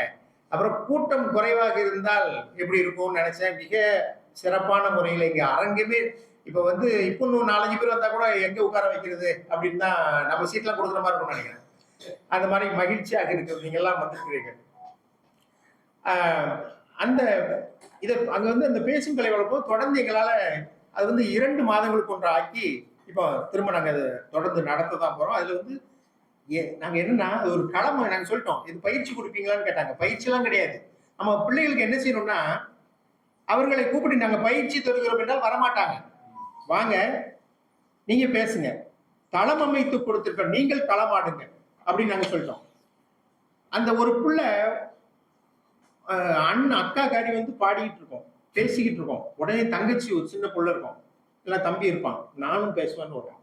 வா மேலே ஏற்றி விட்டுறது, வா பேசு அப்படின்னு. அப்போ அப்ப அந்த அந்த அவர்கள் அந்த மேடை பயம் என்பது இல்லாம போயிடும். அடுத்த முறை ஆர்வமா வருவாங்க. எனக்கு அங்க வந்து நான் பாராட்டுறாங்க, கை தட்டுறாங்க. அது மட்டும் இல்லாமல் நாங்க என்ன செய்யறோம்னா இந்த இந்த சின்ன பிள்ளைகள் இருக்காங்க இல்லையா, தொடக்க நிலை பிள்ளைகளுக்கு என்ன சொன்னா ஒரு ஊக்கத்தை அவங்க என்ன பேசினாலும் சரி பாடினாலும் சரி போட்டிலாம் கிடையாது. ஒரு 10 சிங்கப்பூர் வெள்ளி 10 வெள்ளி ஒரு பரிசு கொடுத்துருவோம். அதற்கு மேல்நிலையில் உள்ளவங்களுக்கு 20 வெள்ளி பரிசு கொடுத்துருவோம். அப்ப அவங்களுக்கு எல்லாம் ஒரு முன்னெல்லாம் புத்தகம் கொடுத்துருந்தோம். இன்னொன்னு அப்புறம் பார்த்தா அது கொஞ்சம் மாதிரி அவ்வளவு இது எடுபட மாட்டேங்குது. ஏன்னா சில புத்தகங்கள் திருக்குறள் வெளியெல்லாம் எல்லாம் கொடுத்தோம்.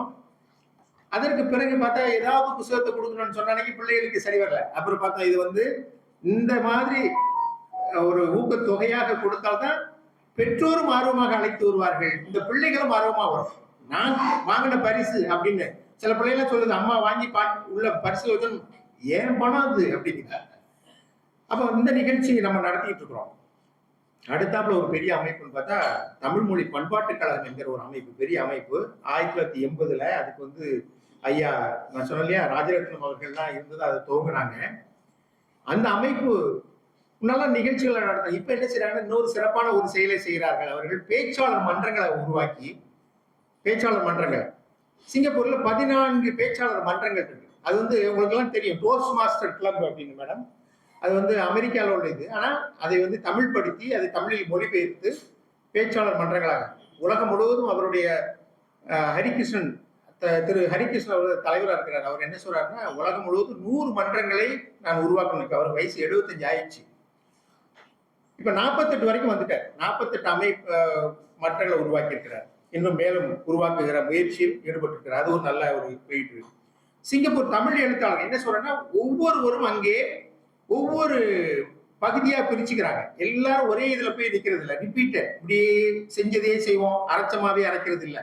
அவர்கள் வந்து ஒரு பகுதி. அப்போ பேச்சாளர் மன்றங்களோட அவர் போறாரு. சிங்கப்பூர் எழுத்தாளர்கள் என்ன செய்யறாங்கன்னா எழுத்தாளர்களை இளம் எழுத்தாளர்களை ஊக்குவிப்பது. அங்கே கதைக்களம் என்கிற ஒரு அமைப்பை வச்சு மாதந்தோறும் நடத்துறாங்க. அதுல பரிசுகள் கொடுப்பாங்க.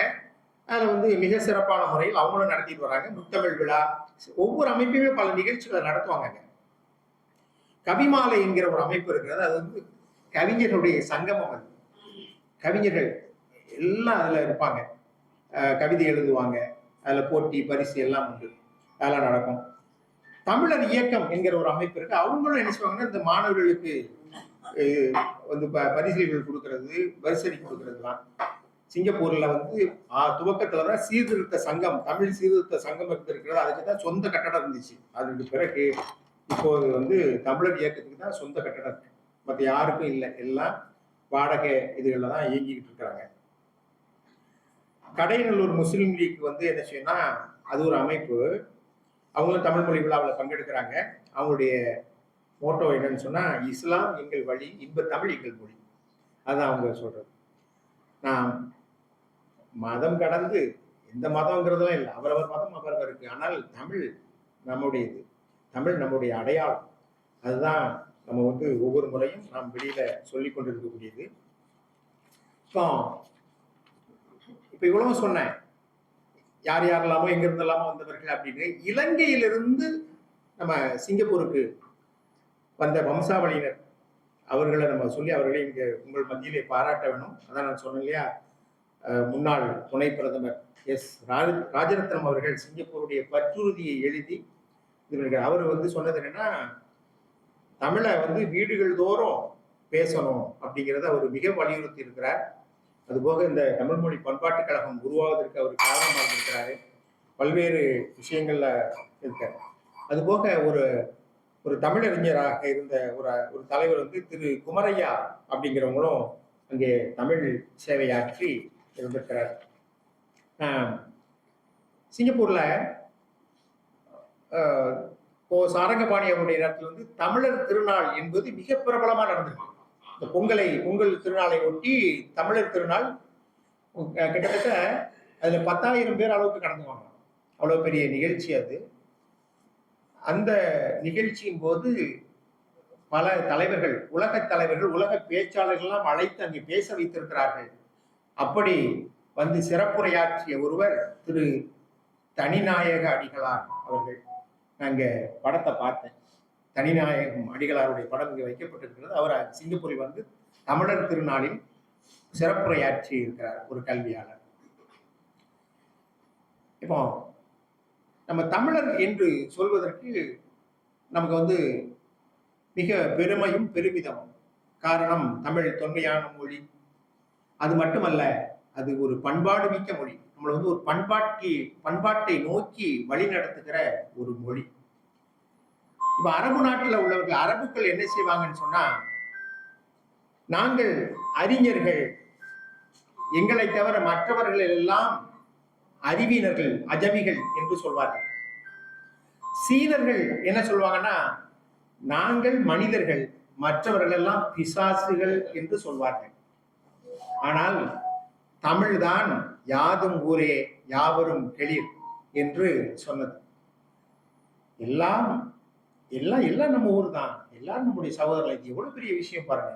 இது 2500 ஆண்டுகளுக்கு முன்னால இந்த அறிஞர்கள் சொல்லியிருக்கிறாங்கன்னா, இப்ப நம்ம சொல்றோம், நம்ம பிள்ளைகள் சொல்றாங்க, ஏதாவது சொன்னா அதெல்லாம் 10ஆம் பசலித்தனம், அப்ப உள்ளதெல்லாம் பேசிட்டு இருக்குங்க. அதையெல்லாம் பார்க்கிற போது நமக்கு மெய்சில் இருக்கிறது. எவ்வளவு பெரிய அறிவு! இதெல்லாம் நமக்குடைய நல்லிணக்கத்திற்கு மிகவும் அடிப்படையான விஷயங்கள். இதை நம்ம என்ன செய்யணும்னா மிக கட்டியாக பிடித்து கொள்ள வேண்டும். இந்த சிங்கப்பூர்ல வந்து தமிழ் இவ்வளவு செழித்து வளர்ந்திருக்கிறது. அதுக்கு நான் இவ்வளவு யாரெல்லாம் உதவினார்கள், அவருடைய பங்களிப்பெல்லாம் நான் சொன்னேன். அதுபோல வந்து சில பாராட்டுக்கள் உங்களுக்கு கிடைத்திருக்கிறது. பேரறிஞர் அண்ணா அவர்கள் சிங்கப்பூருக்கு வந்திருக்கிற போது அவர்கிட்ட கேட்கிறாங்க, எப்படி இங்கே உள்ள தமிழர்களை பார்க்கிறீர்கள் என்ற போது அவர் சொன்னார், உலகெங்கிலும் தமிழர்கள் இருக்கிறார்கள், சிங்கப்பூரில் தமிழர்கள் வாழ்கிறார்கள் என்று சொன்னார். உண்மைதான். காரணம் என்னவென்றால் அங்கு எந்த ஒரு வேற்றுமையோ கிடையாது. நமக்கு என்ன உரிமையோ பிறருக்கு என்ன உரிமையோ அதான் நமக்கு உரிமை. தமிழுக்கு எந்த அளவுக்கு என்றால், உங்களுக்கு சீனத்துக்கும் மலாய் மொழிக்கும் ஆங்கிலத்துக்கு அதே அளவுக்கு தமிழுக்கும் அங்கே மரியாதையும் உரிமையும் இருக்கிறது. அது வந்து உங்களுக்கு, நம்ம இப்போ வந்து ஒரு அமைச்சருக்கு நம்ம கடிதம் எழுதணும், தமிழ்ல எழுதலாம், அதுக்கு அவர்கள் நமக்கு பதில் சொல்லுவாங்க. எந்த கூட்டத்திலையும் தமிழ்ல பேசலாம். எனக்கு தமிழ்ல தான் பேச தெரியும். ஆசிரியர் ஒருத்தர் இருக்கார், மசூத் அவர்கள் பேசுவார். என் முஸ்லீம் லீக் சிங்கப்பூருடைய அமைப்பினுடைய தலைவர் ஜாங்கீர் இருக்கிறார், தமிழ்ல பேசுவார்.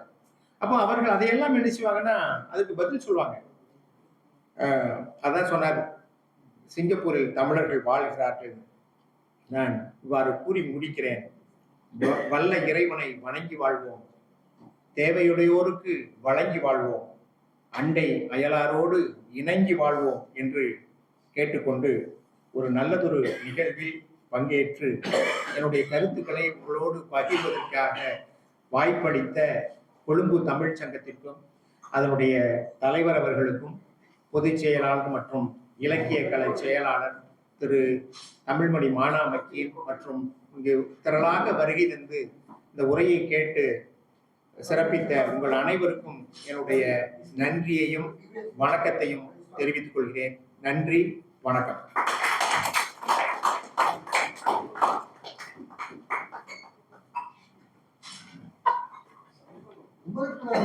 சீர்மிகு சிங்கப்பூரில் அன்று தமிழ் வளர்த்தோர் இன்று தமிழ் வளர்ப்போர் என்கின்ற தலைப்பிலே தன்னுடைய உரையை ஆற்றி அமர்ந்திருக்கின்றார் முகமது பிலால் அவர்கள்.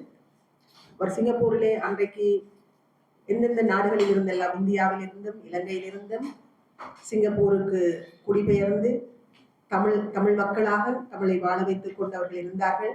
அதைத் தொடர்ந்தும் இன்றிருக்கின்ற தலைமுறையினர் எவ்வாறு போற்றி பேணி அதனை கொண்டு நடத்துகின்றார்கள் என்பதை எல்லாம் நமக்கு சொல்லியிருந்தார். அவருடைய உரையொற்றி உங்களுடைய கருத்துக்களை இப்பொழுது பகிர்ந்து கொள்ள நான் உங்களை அனுமதிக்கிறேன். இது கருத்தாடலுக்கான நேரம், கலந்துரையாடல்.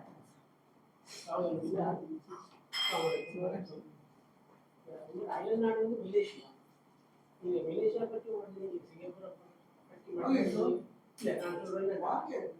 மலேசியா பொறுத்தவரையில அதிக பேசல சொல்ல விளக்கம் மட்டும்தான். இப்போ மலேசியாவோட நியாயமான தமிழ் ஆர்வம் உள்ளவங்க இருக்கிறாங்க. நம்பிக்கை என்ற பத்திரிகை வருது, இதாவோட போன்ற ஆட்கள் இருக்கிறாங்க எனக்கு தெரிஞ்ச நண்பர்கள். ஆகவே அந்த சிங்கப்பூருக்கும் மலேசியாவுக்கும் உள்ள தமிழ் மொழி ரீதியான உறவு பற்றி கொஞ்சம்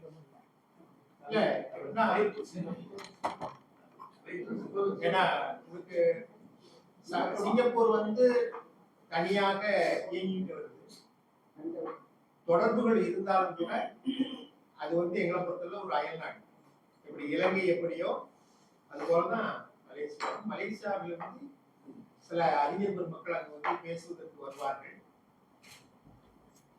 அதுபோல இன்னைக்கு மலேசியாவில் உள்ள பள்ளிக்கூடங்கள்ல கூட சிங்கப்பூரை பார்த்து சில இதெல்லாம் நாங்கள் படிக்கிறாங்க. ஏன்னா காரணம் சிங்கப்பூர் இந்த கல்வித்துறையில் மிக வளர்ந்திருக்கிறது. மிக அந்த மாதிரியான இணக்கமான உறவுகள்லாம் இருக்கிறது. ஆனால் இருந்தாலும் கூட சிங்கப்பூருடைய கல்வித்துறை வந்து இந்த வேறு விதமாக செயல்படுகிறது, மலேசியாவுடைய வேறு விதமாக செயல்படுகிறது. அங்கும் ஓரளவு சிறப்பாகவே செயல்பட்டு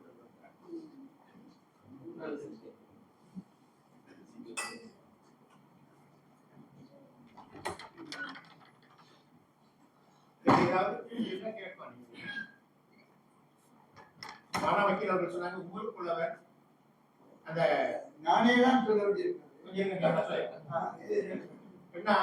அதுல ஒரு அவர்கள் சொன்னது சரி, ஒரு விஷயத்தை நான் விட்டுட்டேன். இதுல வந்து இந்த தமிழ் வளர்த்தவர்கள் மிக முக்கியமானவர் வந்து ஆனான மைதீன் என்கிறவர். அவரு கேக்குதா? ஆனான மைதீன் அவரு பெரிய படிப்புலாம் படிச்சது இல்லை. இருந்தாலும் தமிழ் வளரணும், பிள்ளைகள் தமிழ் படிக்கிறதுக்காக வேண்டி அவர் பொதுமக்களிடம் இருந்து பணங்களை வசூலித்து ஒரு பள்ளிக்கூடத்தை உருவாக்குறாரு. முதல்ல போய் முஸ்லிம் சீர்திருத்த சங்கங்கள்ல சேர்றாரு. அதற்கு பிறகு இந்த உணர்வு ஏற்பட்டு தமிழ் பள்ளிக்கூடம். அதை வந்து அப்புறம் உமர் புலவர் தமிழ் பள்ளியாக அதை மாத்துறாங்க. இவர் என்ன கோரிக்கை வைக்கிறாரு? இந்த உமர் புலவர் தமிழ் பள்ளியை அரசாங்கம் எடுத்து நடத்தணும் அப்படின்னு சொல்றாரு. இப்போ வந்து அமைச்சர்கள்லாம் கூடி பேசி இது முடியுமா? ஏன்னா அங்க வந்து நிறைய தமிழ் பள்ளிகள் இருக்கிறாங்க அப்படின்னு. அப்புறம் சொல்றாங்க, நாங்க உங்களுக்கு வந்து இந்த உமர் புலவர் தமிழ் பள்ளிக்காக வேண்டி நாங்க ஒரு நிதியை தர்றோம், அதை வச்சு நீங்க செயல்படுங்க அப்படின்னு சொல்லி அவர்களுக்கு ஒரு நிதியை கொடுக்குறாங்க. அதை வச்சு நீங்க என்ன செய்றாங்கன்னா உமர் புலவர் உயர்நிலை பள்ளி அறக்கட்டளைன்னு ஒண்ணு வச்சு தமிழ் படிக்கிற, தமிழை மட்டும் பாடமாக எடுக்கிற மாணவர்களுக்கு வந்து அதுல இருந்து என்ன கடன் கொடுப்பாங்க. அந்த இது ஒரு வகையில் நடந்துட்டு இருக்கு. ஆனால் அவருடைய கேட்ட கோரிக்கையை வந்து செம்மைப்படுத்த வேண்டும் என்பதற்காக உமர் புலவர் தமிழ் மொழி நிலையம், நான் சொன்னேன் உமர் புலவர் தமிழ் மொழி நிலையம் என்பது அதுக்கப்புறம் ஆரம்பிச்சு இப்ப அது நடந்துட்டு இருக்கு. அதுல மாணவர்கள் பள்ளிக்கூடங்கள்ல வகுப்புகள் இல்லாத குறைவாக இருக்கு, மாணவர்கள் குறைவாக பள்ளிகள் இருந்து அங்க பள்ளி மாணவர்கள் அனுப்புவாங்க. அது மட்டுமல்லாமல் இது வந்து நிகழ்ச்சிகளை நடத்துறதுக்கு எங்களுக்கு ஒரு பெரிய ஒரு அரங்கம்லாம் அங்க இருக்காங்க. அந்த உமர் புலவர் பள்ளி அது ஆனா நம்ம மீதி நம்முடைய முயற்சியாக இப்ப வந்து அடுத்த வருஷம் மாறப்போகுது. இப்ப சில முக்கியமான இடத்துல இருக்கு. இப்ப அடுத்து அங்க இருந்து வேற ஒரு பள்ளிக்கு போகுது.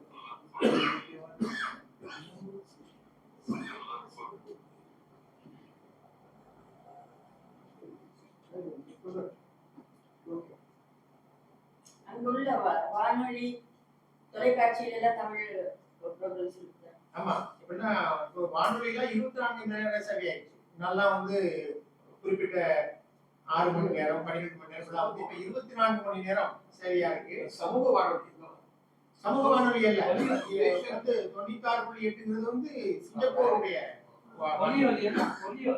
ஆமா. செய்திகள் இல்ல, ஒலி 96.8ன்னு அதுக்கு பேரு. 24 மணி நேரம் இயங்கக்கூடிய வானொலி. அது வந்து அதிகாரத்துவ வானொலி. அது வந்து வானொலி செய்திகள் வரும், இதெல்லாம் போடுவாங்க.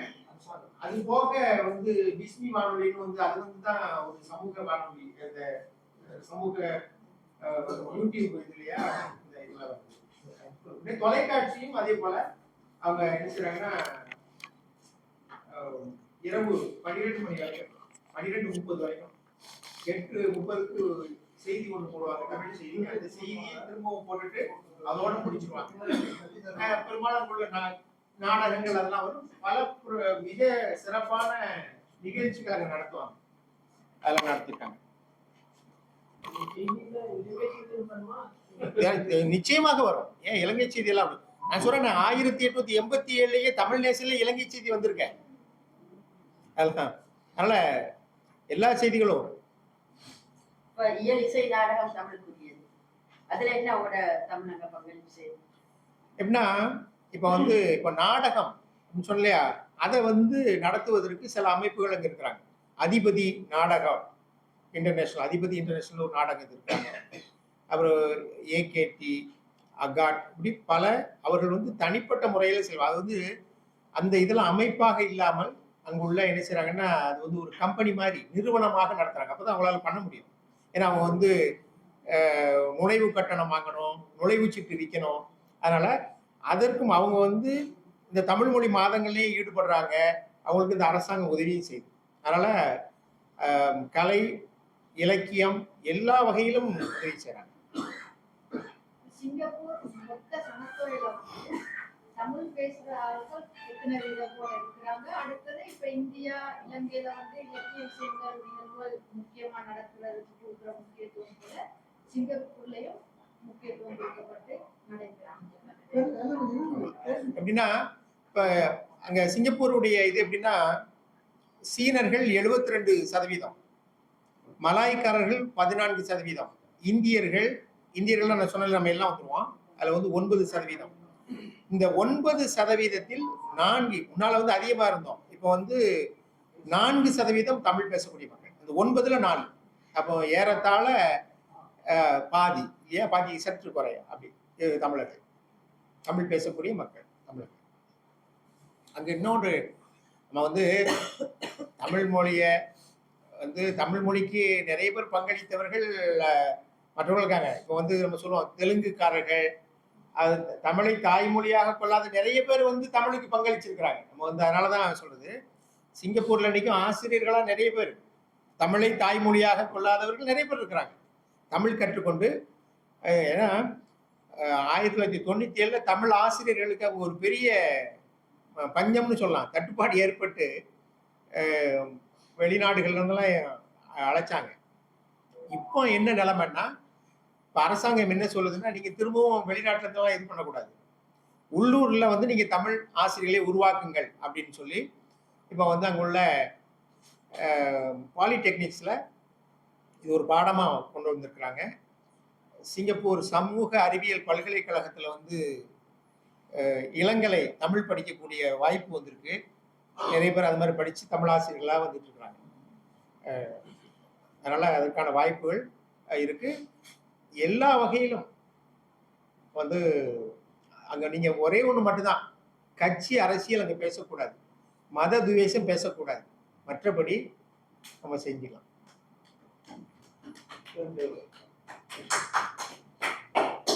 இவ்வளவு நீங்க ஆண்கள பங்களிப்பை பற்றி மட்டும்தான் சொன்னீங்க, அதுல ஒரு பெண் சேர்த்து குறிப்பிடப்படவில்லை. அப்ப நீங்க அதை பத்தி என்ன சொல்றீங்க? இல்ல எப்படின்னா, ஒரு ஆணின் வெற்றிக்கு பின்னால் பெண் இருக்கிறான்னு சொல்லலையா?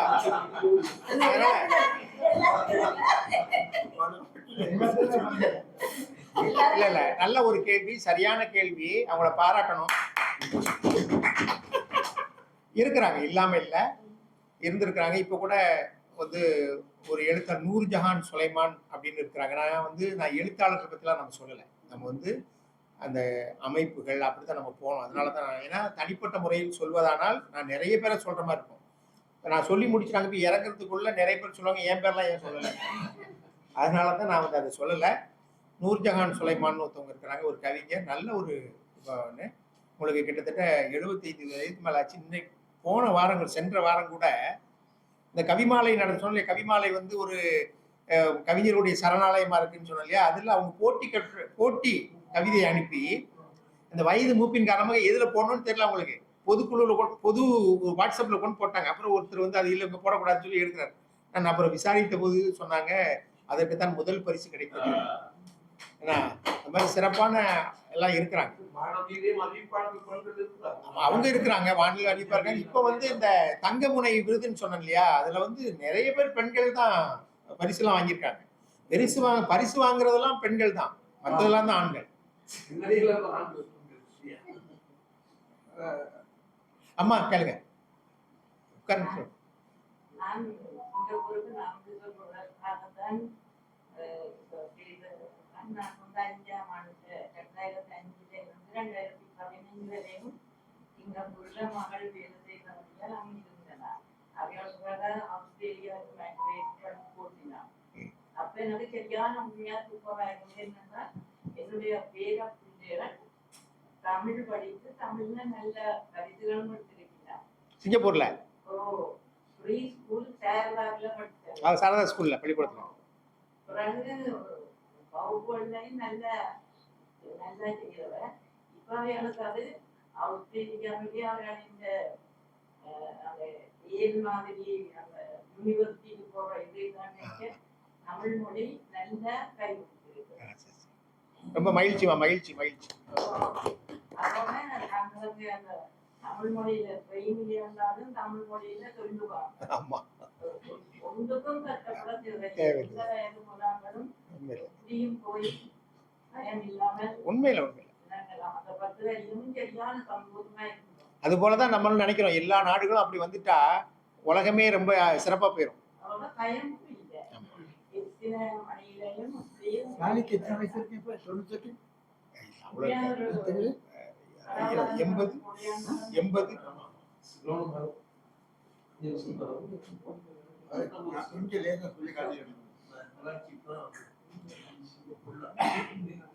ஒரு விட்ட குறை தொட்ட குறை நான் அறிய அந்த நேரங்களில் இல்லை, அப்பதான் எனக்கு சட்டம் ஒளிபுரட்சியா என்னதான் பேச்சு வரும். நான் அறிந்த இனியும் ஒரு எழுத்தாளர் நீங்க கருதினால் ஒன்றை தெரிந்து கொள்ள வேண்டும். இன்னைக்கும் உயிர் வாழ்ந்து கொண்டிருக்கிற ஒரு மனிதன் ஜேஎம் சாலி சொன்னார்கள்.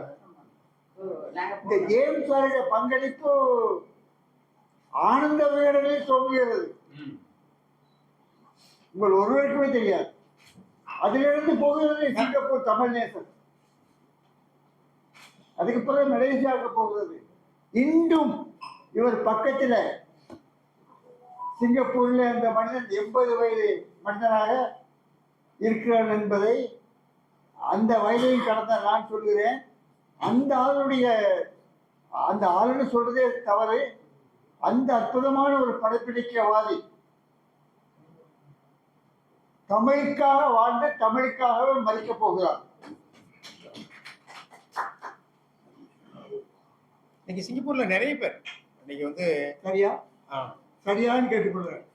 நிறைய பேர் இளம் எழுத்தாளர்கள் நிறைய வந்திருக்கிறாங்க, நிறைய பேர் வந்திருக்காங்க. அதுக்காண்டி தான் இந்த தங்கமுனை விருதுலாம் வச்சிருக்காங்க. ஜேஎம் சாலி அவர் வந்து கலாச்சார விருதை பெற்றார். அதே மாதிரி ஆசியான் கவிஞர் காத்தூம் இக்பால்னு ஒருத்தர் இருக்கிறாரு, இக்குவனம் இருக்கிறாங்க. அங்கே வந்து ஒரு மருத்துவர் 2 பேர், அவங்களுடைய அப்பா இக்குவனம். அப்படி நிறைய பேர், ஒருத்தர் தனியா சொல்லாத நிறைய சொல்லலாம். சொல்லிட்டேன் சொன்னேன். இலங்கை தமிழுக்கு அரசியல் பிரச்சனை சம்பந்தமாக சிங்கப்பூர் தமிழர்கள் பிரச்சனை. ஏன்னா சிங்கப்பூர் தமிழர்கள் வந்து வேற எந்த ஒரு விஷயம் இது மாதிரியான அரசியல் சொன்ன இல்லையா, கட்சி அரசியல் விஷயத்துல அவங்க நாட்டு செலுத்தக்கூடாது. நாட்டு செலுத்த கூட தெரிஞ்சுக்கலாம், ஆனா அவங்களை ஏதாவது இந்த ரியாக்ஷன் பண்றதெல்லாம் பண்ணக்கூடாது.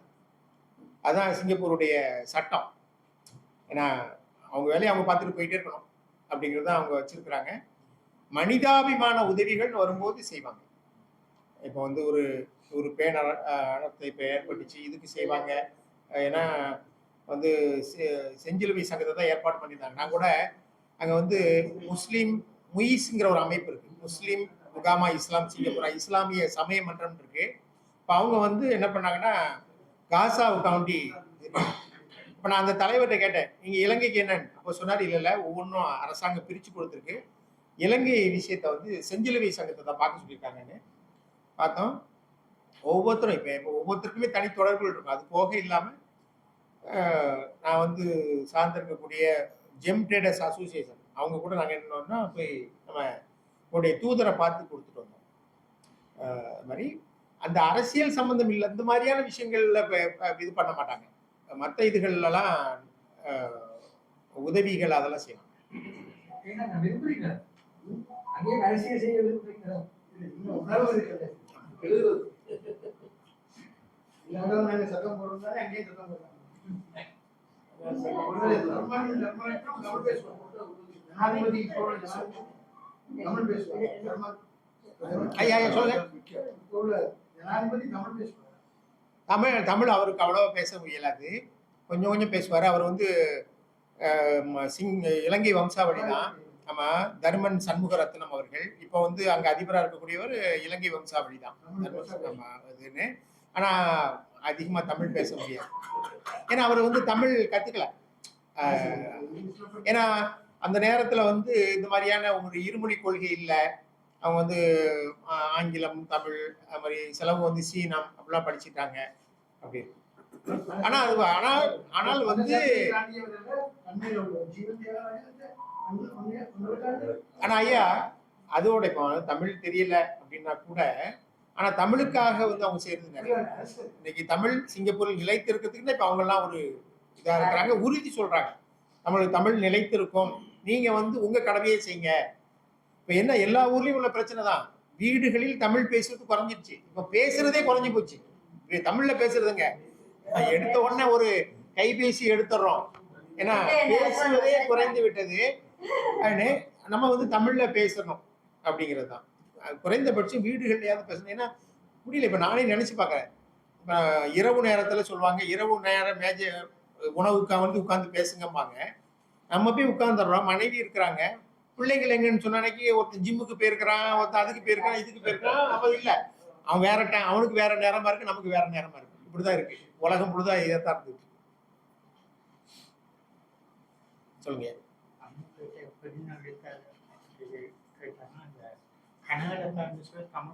தமிழ் முரசுல வந்து பொறுப்பாசிரியரா இருக்கிறாங்க. கனகலா தான் இலங்கையை சார்ந்த. ஆமா, நல்ல ஒரு நிர்வாகி, அவங்க சிறந்த நிர்வாகி, எனக்கு அவங்கள தெரியும். ஆமா, ஒரு ஸ்ட்ரிக்ட் ஆபீசர், அவங்க நல்ல இதா இருப்பாங்க. ஜேம்ஸ் ஆடி அவர்களே நான் என் கணவர் அங்கே போய் நேரடியாக சந்தித்தோம். ஏன்னா என் மகன் அங்கத்தான் யூனிவர்சிட்டியில படிச்சுட்டு சிங்கப்பூர் யூனிவர்சிட்டி இன்ஜினியர் செஞ்சு கொடுத்திருந்தாரு. இப்ப அவர் இன்ஜினியரா இருக்காருங்க. அப்ப என் மகனுக்கு தெரியாத சாரி யாருன்னு, எங்க போயிட்டு அதே போயிட்டு நீங்க காணாம போறீங்க அப்படி இப்படின்னு அவர் சொன்னார். ஆனா இவர் ஒரே குட்டியா நின்று அந்த ட்ரெயின்ல ஏறி அப்படி போயிட்டு வீடு தேடி கண்டுபிடிச்சு போயிட்டு அவரோட பேசிக்கிட்டு இருக்காங்க. இவர் இப்பதான் அவரோட பொறுமதி எனக்கு விளங்குது. சும்மா ஜெயம்சாலி பார்க்க போறோம் சொன்னார்.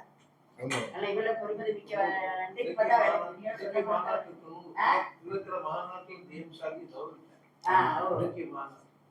பேசலாம் போய் பார்த்தோம். சொல்லுங்க, என்னமோ சொன்னீங்க, சொல்லுங்க. நிறைய அமைப்புகளை பற்றி முதல்ல சொன்னீங்க, அப்புறமா பத்திரிகை சொன்னீங்க, வானொலி, தொலைக்காட்சி வருது. அமைப்புகள் என்று சொல்ல நேரம் பெண்கள் அமைப்புகள் அங்கே என்னென்ன அவங்க செயல் ரீதியா, அதாவது சமூக ரீதியா இயங்கக்கூடியவர்களா இருக்கிறாங்களா? அது பெண்கள் பத்திரிகைன்னு எடுத்துக்கொண்டாலும் கூட இங்குள்ள பத்திரிகைகள் எல்லாம் பெண்களும் பக்கம் ஒதுக்கிறாங்க. அது வாழையடி வாழையாக தொடர்பு கொண்டுதான் இருக்குது. அந்த மாதிரி தான் அங்குள்ள தேசிய பத்திரிகைகளிலும் அப்படி பெண்களுக்கு ஒரு பக்கத்தை ஒதுக்கித்தானா உங்களோட பத்திரிகைகள் அது ரெண்டாவது பத்திரிகை. வானொலி என்று எடுத்துக்கொண்டாலும் பெண்களுக்கு ரெண்டு பேரும் நிகழ்ச்சி அறிவிக்கா இதற்கு பொதுவாக வானொலி. தொலைக்காட்சி என்றாலும் அப்படிதான். எங்க இதுக்கு எல்லாரும் மொத்த மக்கள் சொல்றேன்.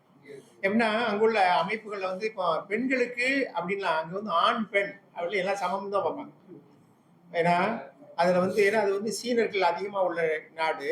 அங்க போய் வந்துட்டு இது வந்து பெண்களுக்கு ஆண்களுக்குன்னா நல்லா இருக்காது இயங்க. ஆனால் பல அமைப்புகளுக்கு சில அமைப்புகளுக்கு பெண்கள் தலைவராக இருக்கிறாங்க. அவங்களுக்கு தலைமைக்கு கீழே தான் எல்லாமே செயல்படுறாங்க. கவிமாலை என்கிற அமைப்புக்கு இன்பா என்பவர் தலைவராக இருக்கிறார். மாதவி இலக்கிய மன்றத்திற்கு ஒரு பெண் தலைவராக இருக்கிறார். ஏன்னா திருமதி மெய்யப்பன் அவர் வந்து தலைவராக இருக்கிறாங்க. அது மாதிரி இன்னொரு அமைப்புக்கு வந்து புவனேஸ்வரி என்பவர் தலைவராக இருக்கு. இது மாதிரி அதெல்லாம் அங்கே இது கிடையாது. யாரு செயலவையில் தேர்ந்தெடுக்கப்படுறாங்களோ அவங்க அது செயல்படுறாங்க. அதே போல நீங்க கேட்டுக்கலையா, வானொலியிலேயோ தொலைக்காட்சியிலேயோ பெண்களுக்கு தமிழ் தனியான நிகழ்ச்சியெல்லாம் கிடையாது. எல்லாம் சேர்ந்த நிகழ்ச்சியாக தான் இருக்கும். பெண்கள் சம்பந்தப்பட்ட நிகழ்ச்சியாக இருந்தாலும் அதை வந்து அது பிரிச்சு இதெல்லாம் காமிக்க மாட்டாங்க. எல்லாம் தொடர்ந்து சிங்கப்பூர்ல அப்படியான ஒரு மனோபாவம், அதாவது சமமா பார்க்க வேண்டும் ஒரு மனோபாவம் அங்க இயக்கத்துல இருக்கு. ஆனால் அதே இயக்கம் இலங்கையில வந்துரும் நம்புறோம், ஆனா இல்ல. அதை நாம ஏற்றுக்கொள்ளதான் வேணும். என்னன்னா பொதுவாகவே அப்படி ஒரு மனோபாவத்துக்கு இன்னும் இவங்க வரல. ரொம்ப கஷ்டம். நீங்க சொல்றீங்க, நாங்க ஒரு பெருமையா நினைக்கக்கூடிய ஒரு விஷயத்தை நான் உங்களுக்கு சொல்றேன்.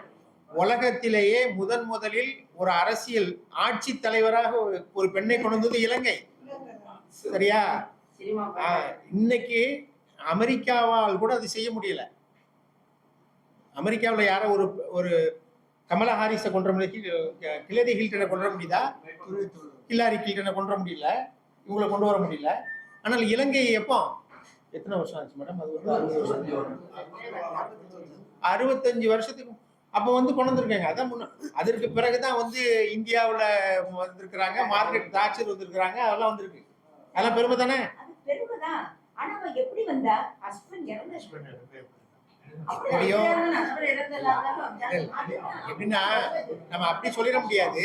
அப்ப அந்த கூட அந்த கமிட்டியில இருந்தவங்க ஒத்துக்கிட்டு தானே வர முடியும்.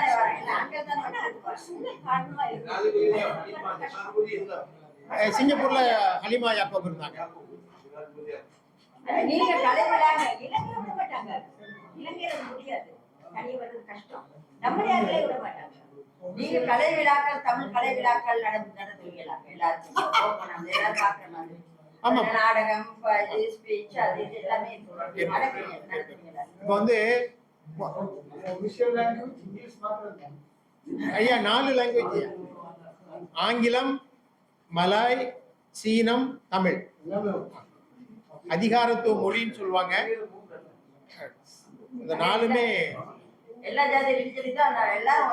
தொடர்பு மொழியாக, பெரும்பாலும் தொடர்பு மொழியாக ஆங்கிலம் இருக்கும் இதுக்கிறதுக்காண்டி. ஆனா இல்ல ஒருத்தர் அரசாங்கத்துக்கு வந்து ஒரு தமிழ்ல தான் எழுதி அனுப்புறாங்க, அதுக்கு அவங்க பதில் சொல்லுவாங்க. அதெல்லாம் ஒன்றும் அது மொழி எல்லாம். இப்போ நீங்க அங்குள்ள சாலைகள்ல பார்த்தா கூட அங்க தமிழ் இருக்கும், விமான நிலையத்துல இருக்கும். எதுலையுமே எந்த ஒரு இதுலயும் ஒரு இது தனிப்பட்ட ஒரு மொழி இருக்காது. ஏதாவது ஒரு இதில் செய்யறாருந்தா ஆங்கிலத்தில் மட்டும் போட்டுருந்தா. இப்போ வந்து நாங்க இன்னொரு செய்தி சொல்ல விட்டுட்டேன். சிங்கப்பூர்ல வந்து இந்திய நற்பணி செயற்குழுக்கள் இருக்கு. நாங்க வந்து கம்யூனிட்டி கிளப்ஸ் இருக்கோம், கம்யூனிட்டி சென்ட்ரல் கம்யூனிட்டி கிளப்னு 100 கம்யூனிட்டி கிளப் இருக்கு சிங்கப்பூர்ல. இந்த 100லயும் எல்லா இனத்துக்கும் இருக்கும். எல்லா இனத்துக்கும் ஒரு அமைப்பு பிரதிநிதித்துவம் வச்சிருப்பாங்க. அதுல இந்திய நற்பணி செயற்குழு அப்படின்னு இருக்கு, அது 100 இருக்கு. அதுல வந்து பெரும்பாலும் நம்ம வந்து தமிழ் நிகழ்ச்சிகள், தமிழ் தான். இப்பதான் கொஞ்சம் கொஞ்சம் மாறி இருக்கு, அதையும் பூத்தணும்பாங்க. சரி, ஒரு 2 ஹிந்தி பாடல் நம்ம போட்டு விட்டுறது, இது வரக்கூடாது இல்லையா அப்படின்னு போட்டுருவோம். தமிழ் காண்டி இதான் நடத்துறது. அதுல 1960, 50 அப்போ வந்து சுதந்திரத்துக்கு முன்னாலேயே வந்து என்ன செஞ்சிருக்கிறாங்கன்னா, இந்த கதா காலட்சேபம் மாதிரி உங்களுக்கு சீன, மலாய், தமிழ் கலந்த நிகழ்ச்சிகள்லாம் நடத்திட்டாங்க. இப்பவும் கூட நடக்கும். இப்போ வந்து பொங்கல் நிகழ்ச்சி அன்னைக்கு இந்த லிட்டில் இந்தியான்னு சொல்லக்கூடிய பகுதிகளில் சரங்கன் ரோட்ல வந்து அரங்குகள் அமைச்சு நடக்கும், பட்டிமன்றம் நடக்கும், நாடகம் நடக்கும், எல்லாம் நடக்கும். அது மாதிரி இப்போ தமிழர் திருநாள் எல்லாமே அதெல்லாம் நடக்கும்.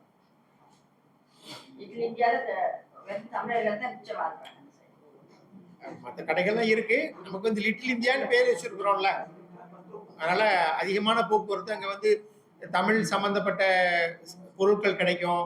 சாப்பாடு, காய்கறிகள் எல்லாமே அங்கதான் கிடைக்கும். அப்போ நம்ம அது வந்து அது ஒரு நல்ல ஒரு விஷயம். எப்படின்னா லிட்டில் இந்தியான்னு பேர் வச்சிருக்கிறதுனாலயாவது அங்க நம்ம இது பண்றோம் இல்லையா. ஒவ்வொருத்தருக்கும் ஒன்று பிரிச்சு கொடுக்குறாங்க. இப்போ வந்து தீபாவளி சமயத்தில் வந்து ஒளியூட்டுன்னு சொல்லுவோம். அங்கே வந்து இந்த சாலையில் இந்த ஆர்ச்சின்னு சொல்கிறோம் இல்லையா, இந்த நுழை வாயில் வந்து நிறைய அமைச்சு அதுக்காக வேண்டி வந்து ஒளியூட்டு இருக்கும். என்ன பெருநாள் நேரத்தில் வந்து கேலாங் சராயில் வைப்பாங்க. அது என்ன மலாய்க்காரங்களுக்கு வேண்டி. சீனர்களுக்கு வந்து சைனா டவுனில் வைப்பாங்க. கிறிஸ்மஸ் நியூ இயருக்கு வந்து ஆர்ச்சர் ரோட்டில் வைப்பாங்க. இதே மாதிரி ஒளியூட்டு எல்லாத்துக்கும் வந்து அதான் நான் சொல்லல, எல்லாத்துக்கும் எந்த ஒரு குறையும் இல்லாமல் எல்லாத்துக்கும் பிரித்து கொடுத்துருவாங்க. நீ கொஞ்சம் பேர் இருக்க, இன்னும் பெரியவங்க இருக்க, யாரு 72% இருக்கிறவங்களுக்கும் அதுதான், 9% இருக்கிறவங்களுக்கும் அதுதான். அந்த அந்த இதுகளில் மாற்றம் இருக்காது.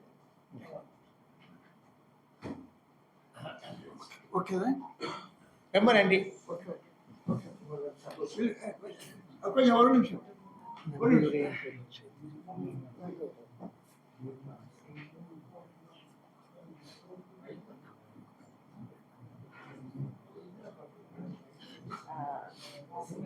இன்றைய பேச்சாளருக்கான கௌரவத்தை எங்களுடைய கொழும்பு தமிழ்ச் சங்கத்தின் பொதுச் செயலாளர் திரு கந்தகுமார் அவர்களை அளிக்குமாறு அன்போடு கேட்டுக்கொள்கிறேன்.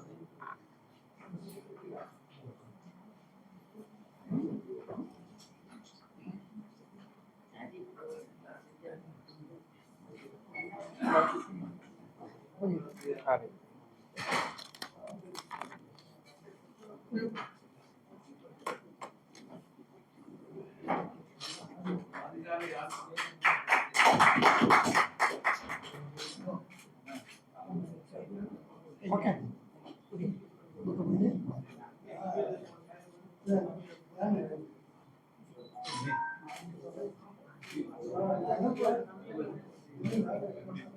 ரொம்ப நன்றி. இவங்க வந்து இங்க சிங்கப்பூர் அதிபருடைய சொந்தக்காரர் தான். இன்றைய நிகழ்வை ஏற்பாடு செய்த தமிழ்மணி மானா வக்கீல் அவர்களுக்கும், இன்றைக்கு சிறப்புரையாற்றிய முகமது பிலால் அவர்களுக்கும், இந்த அரங்கை சிறப்பித்த உங்கள் அனைவருக்கும் கொழும்பு தமிழ்ச்சங்கத்தின் சார்பிலே நன்றிகளை தெரிவித்துக் கொண்டு சங்க நீதிபதிகள் இன்றைய நிகழ்வு நிறைவு பெறும். சரியா? ஓகே நன்றி.